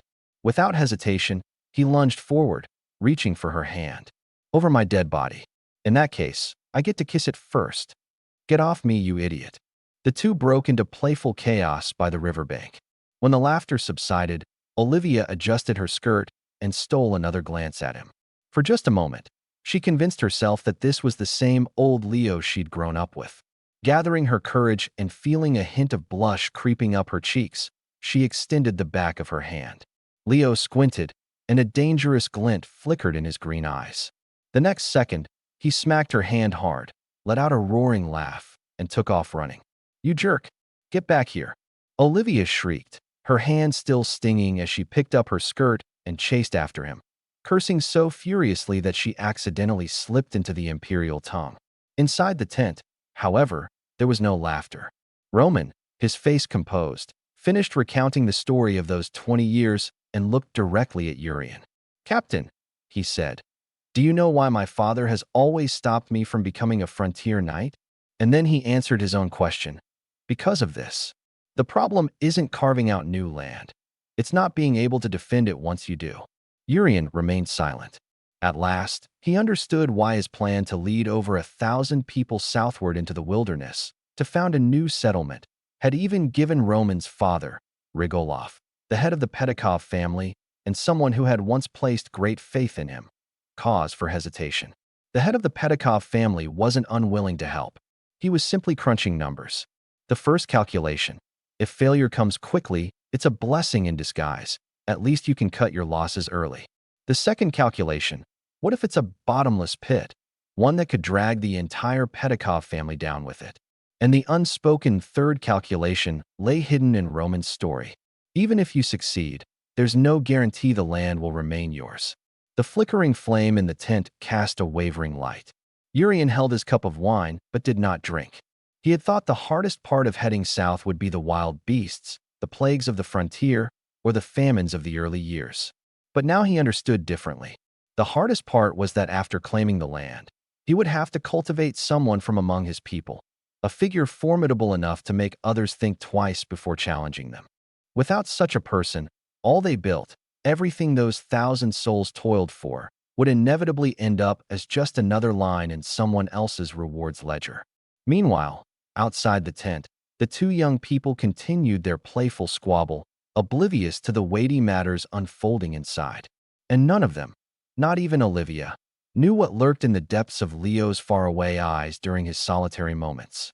But in Urian's gut, there was a stirring, a sense that the survival and future of their thousand-strong group, and their claim to the wild lands, might just hinge on this boy. A boy even Urian himself couldn't entirely read. Though the northern winter had yet to fully set in, Urian was already contemplating an exit strategy for his people. He wasn't in it for the noble titles or the glory of being a frontier knight. Roman's story had clarified one thing for him. Without a powerful family, an awakened bloodline, an arsenal of skills, or even a notable son to boast of, all he had was an unmarried daughter. And in lands like these, it didn't matter if he clawed a territory back from kobold's jaws. Couldn't hold the line anymore. These were the rules, the reality. No one could change that. But Urian laughed. He patted Roman on the shoulder and said something that left the young knight frozen in place. Urian never intended to become a noble. He just wanted to survive, to keep the hundreds, maybe even thousands, of people following him alive. The garrison at Wind Citadel had been cut down from 5,000 soldiers to barely 1,000, leaving the battlements sparsely manned. To the north, the orc clans were advancing southward like a relentless swarm of locusts. Meanwhile, the southern lords, instead of providing aid, were waiting for the moment the orcs invaded en masse to stab the north in the back and take their share of the spoils. Duke Mitchell was well aware of the dire situation, but his ability to muster troops was dwindling with each passing day. The northern lands had long since lost any glimmer of hope. The farthest Urian could go was here. Roman listened silently, without interrupting. He understood better than anyone that with the wealth and skills Urian had accumulated over 10 years in the military, he could easily take his daughter and flee south. There, he could settle in a small town, live comfortably as a wealthy man, and save a handsome dowry to marry his daughter off well. It was a sensible, secure, and pragmatic choice, the kind that a smart man would make. But Urian had decided to drag hundreds, maybe thousands, of people along with him. Roman couldn't even begin to consider if he had the courage to make such a choice himself. In the frozen wilderness along the northern icy river, the people in each village were all bound by ties of blood. Fathers were cousins, grandfathers were second cousins. Villages connected with villages, and everyone could trace some kinship. When your people knelt at your door, begging you to lead them to safety, how could you, an imperial soldier, the headman of the village, the unquestionable patriarch of the clan, turn your back and flee alone? In the north, blood ties were everything. The Odaloff family had ruled the northern territories for over 1,000 years based on a single belief. Their claim to be direct descendants of Tyr, the war god. Over centuries, while rebels might voice their discontent and refuse to submit, no one ever dared to overthrow the Odaloffs, because every northerner regarded themselves as Tyr's children. Bloodlines in the north were stronger than steel. Roman suddenly understood. If one day the Iceborne fort fell as well, he didn't think he could abandon his people and flee either. Urian looked at him calmly and said, "You're all thinking of whether this is a worthwhile investment. I'm thinking about how to keep people alive. There's no choice." Roman stayed silent for a long time, then said softly that he would speak to his father. The next day, Urian took Roman for a long tour around the camp. He bragged at length about how he had tamed the kobolds, saying his sheer presence alone was so imposing that the kobolds immediately fell to their knees in submission. As Urian told his tales with great pride, Roman occasionally chimed in with cautious comments, revealing insights that only someone familiar with the region would understand. By late afternoon, Roman boarded a small fishing boat loaded with iron ore and headed south with the current. The matter of the iron ore would be handled by the steward of the Pedikov family. The trade arrangement was straightforward. Iron ore would be categorized into 3 grades by quality, with each grade being exchanged for an equivalent weight or up to twice its weight in grain. The resourceful husky man, Fisa, was wary of human trickery, so he made sure to send only the highest quality ore to the camp. However, the less sharp-minded kobolds had no such diligence. Eager for a larger exchange of food, they hauled in massive boulders with almost no iron content, believing they could maximize their haul simply by weight. Villagers sorted out the useless rocks and piled them aside. They weren't entirely wasted, as they could be used for building river levees or stable foundations. The truly good ore was sent downstream to Iceborne Fort, where it would be turned into farming tools, rivets, and saw blades before being shipped back. The trade terms appeared fair, but in reality, there was little room to negotiate. The North had no shortage of iron ore. What it lacked were miners, roads, and the means to transport the ore from one place to another. A single small fishing boat traveling 100 miles consumed most of the trade's profit just in transport costs. Until a 30-plus mile dirt road was completed, the operation would remain a small-scale affair. If not for the friendship between Yuri Yin and the Pedikov family, no one would bother with such a low-yield and troublesome venture. This particular boatload brought back nearly a ton of wheat, along with a shipment of farming tools and land-clearing equipment. When the grain carts were once again loaded to the brim, the glow of hope in the villagers' eyes was unmistakable, and they threw themselves back into work with renewed energy. And this time, the grain wasn't the typically sour, scratchy dark rye that one could barely stomach. Instead, it was fine-quality wheat from the Azano River Valley. As for the rye, the Pedikov family's steward subtly mentioned, but within the camp, the most valuable treasure wasn't the ton of wheat. For the 300 people in the camp, even mixed with other grains and rationed carefully, a ton of grain would last at most a week. The real treasure, what made Leo's eyes shine like the night stars, was the batch of iron tools Roman had brought back, especially the military-grade steel swords. In the Iceborne Fort marketplace, a single thick-backed steel sword was worth a ton of wheat. To put it simply, it was a game-changer. Leo's previous beloved iron rod sword bent when stabbed too aggressively into an enemy. He had to step on it to straighten it back out for reuse, and it chipped after hacking into tough bones. But now, holding this steel sword in his hands, it was solid yet flexible, with twin blood grooves that balanced weight and minimized heft. The edge was sharp enough to slice through hides of beasts and non-humans alike. As he flicked the blade and felt the vibrations dissolve along the steel, Leo couldn't help but click his tongue and think of just one thing. If he could just get his hands on the lightweight armor Roman was wearing, he wouldn't just dare to challenge the kobold chief. He'd even dare to challenge Yuri Yin. Grinning widely, he teased Olivia, saying that if the knight would gift him the armor, he wouldn't even mind selling Olivia as a return thank you. Olivia ignored him entirely, while the kobold pups hiding under her skirt peeked out at Leo, yapped, and promptly ducked back in as he shot them a stern glare. With the arrival of these iron tools, construction progress in the camp instantly transformed. Previously, with 300 people working to clear land, there weren't even enough hoes to go around. Half the elderly and weak were digging barehanded or using broken kobold tools like abandoned pickaxes and short spears to scratch at the dirt. On the riverbanks, they could barely get by, but when it came to cutting trees or building structures, they faced insurmountable challenges.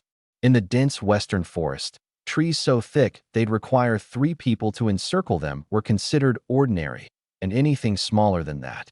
The tree was so massive it would take 2 people joining hands to encircle it. Without a saw or axe, the villagers stood beneath it, as helpless as toothless predators staring at an armored prey. Leo had eagerly joined the group to fell the tree, but it took nearly an entire morning and a team of people to bring down just one. Once they finished cutting it up and hauling it back, he plopped onto the stump, catching his breath. With that, his enthusiasm for manual labor officially ran dry. From then on, he assigned himself a new task, scouting upstream along the river. Not slacking at all, definitely not. Earlier, he had squeezed out a piece of information from that kobold named Fraser. At the source of the Anzino River, under a waterfall upstream, there was a hidden wildling tribe. That tribe was what really kept Leo up at night.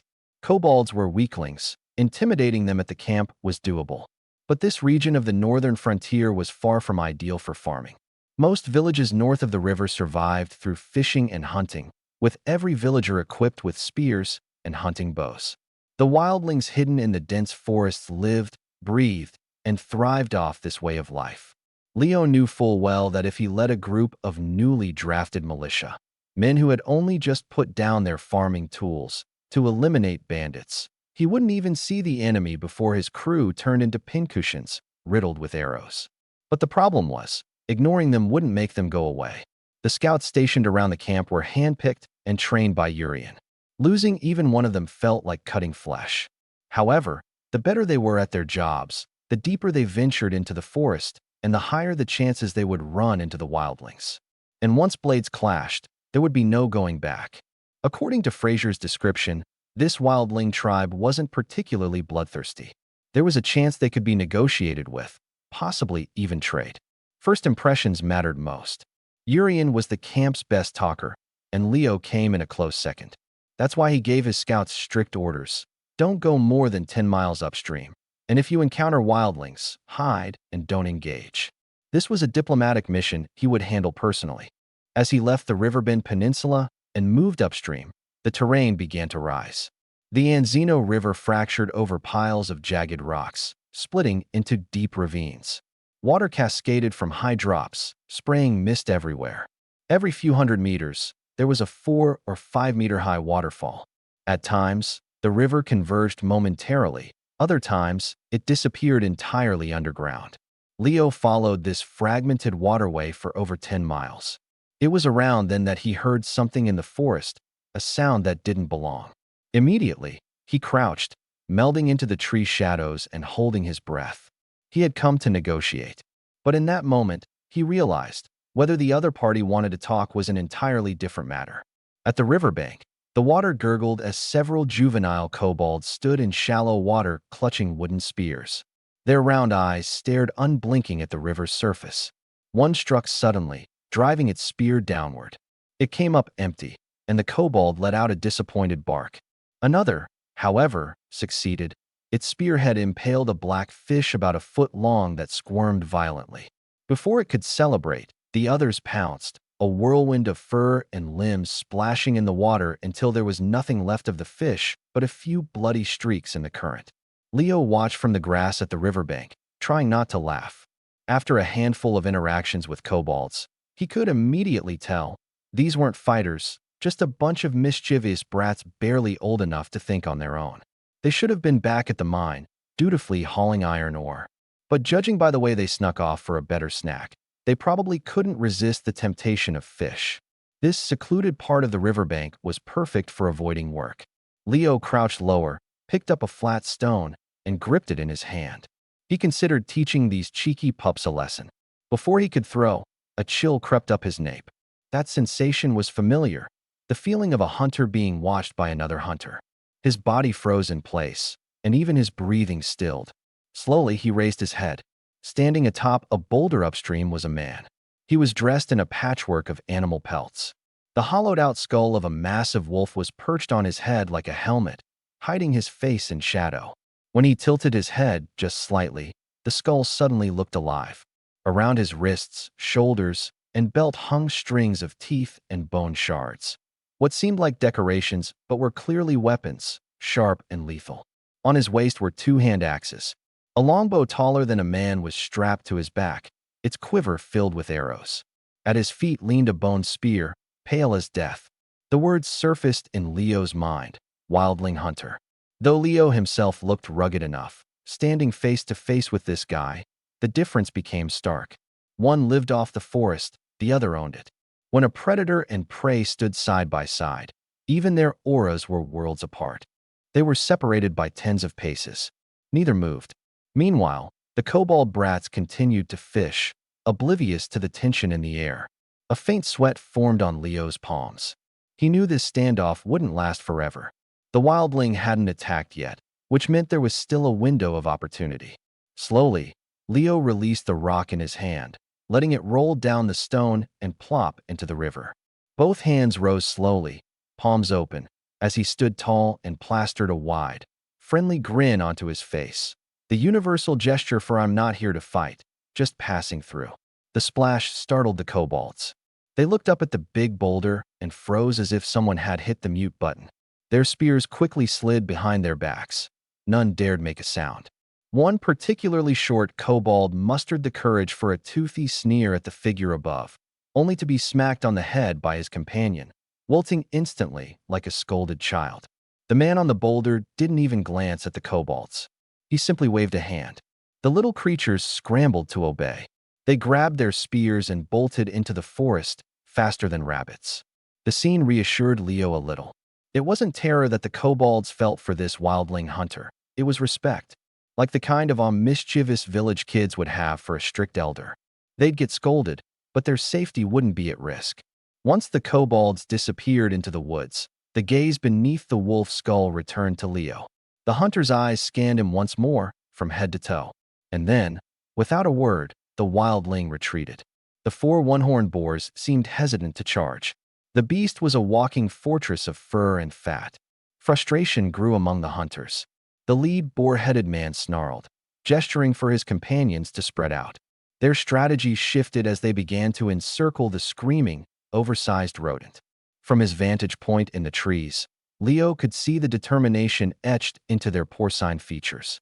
"They're treating it like it's life or death," Leo muttered under his breath. Not that he blamed them. Surviving in this deadly forest meant every kill mattered. But this clash of brute force against absurd durability was starting to look more like a comedy than a hunt. The earth rumbled again as the shrill screeches of the oversized groundhog echoed through the trees. It flailed its stubby arms dramatically, spinning in slow circles as though hoping the sheer display of despair might deter its attackers. To Leo's astonishment, it almost worked. One of the one-horned boars hesitated mid-charge, then backed off slightly, shaking its head as if trying to clear doubts. The awkward standoff dragged on, the rodents crying, the hunters' cautious regrouping, until one of the boarmen, perhaps out of impatience or sheer irritation, hefted a boulder-sized stone with impressive ease and hurled it directly at the creature's head. The rock hit the rodent between its ears with a thud. For half a second, the forest was still. Then, the beaver-like behemoth stopped crying, blinked twice, and rubbed its head like someone who had been lightly scolded instead of stoned. Leo nearly fell off his tree branch, trying to stifle his laughter. "Are they serious?" he thought. His grin faded, though, as he realized those hunters weren't about to give up, and cornering even a seemingly harmless creature in these woods rarely ended without a dangerous backlash. And then it happened. With a sudden burst of speed completely at odds with its hulking shape, the creature lunged straight at the lead boarman. Its stubby limbs may have looked comical before, but there was nothing funny about the force of its charge. The ground beneath them shuddered as the rodent barreled forward, shoulder-checking its opponent with such power that the hunter was sent tumbling into a tree. The remaining boarmen roared and moved in to attack, but the tide had turned. The once timid creature was now a whirlwind of flailing claws and furious energy. It didn't seem to have a clear strategy, just wild, desperate chaos. But that chaos worked. One by one, the hunters were sent scattering, bruised and battered by what Leo could only describe as a massive, muscular tantrum.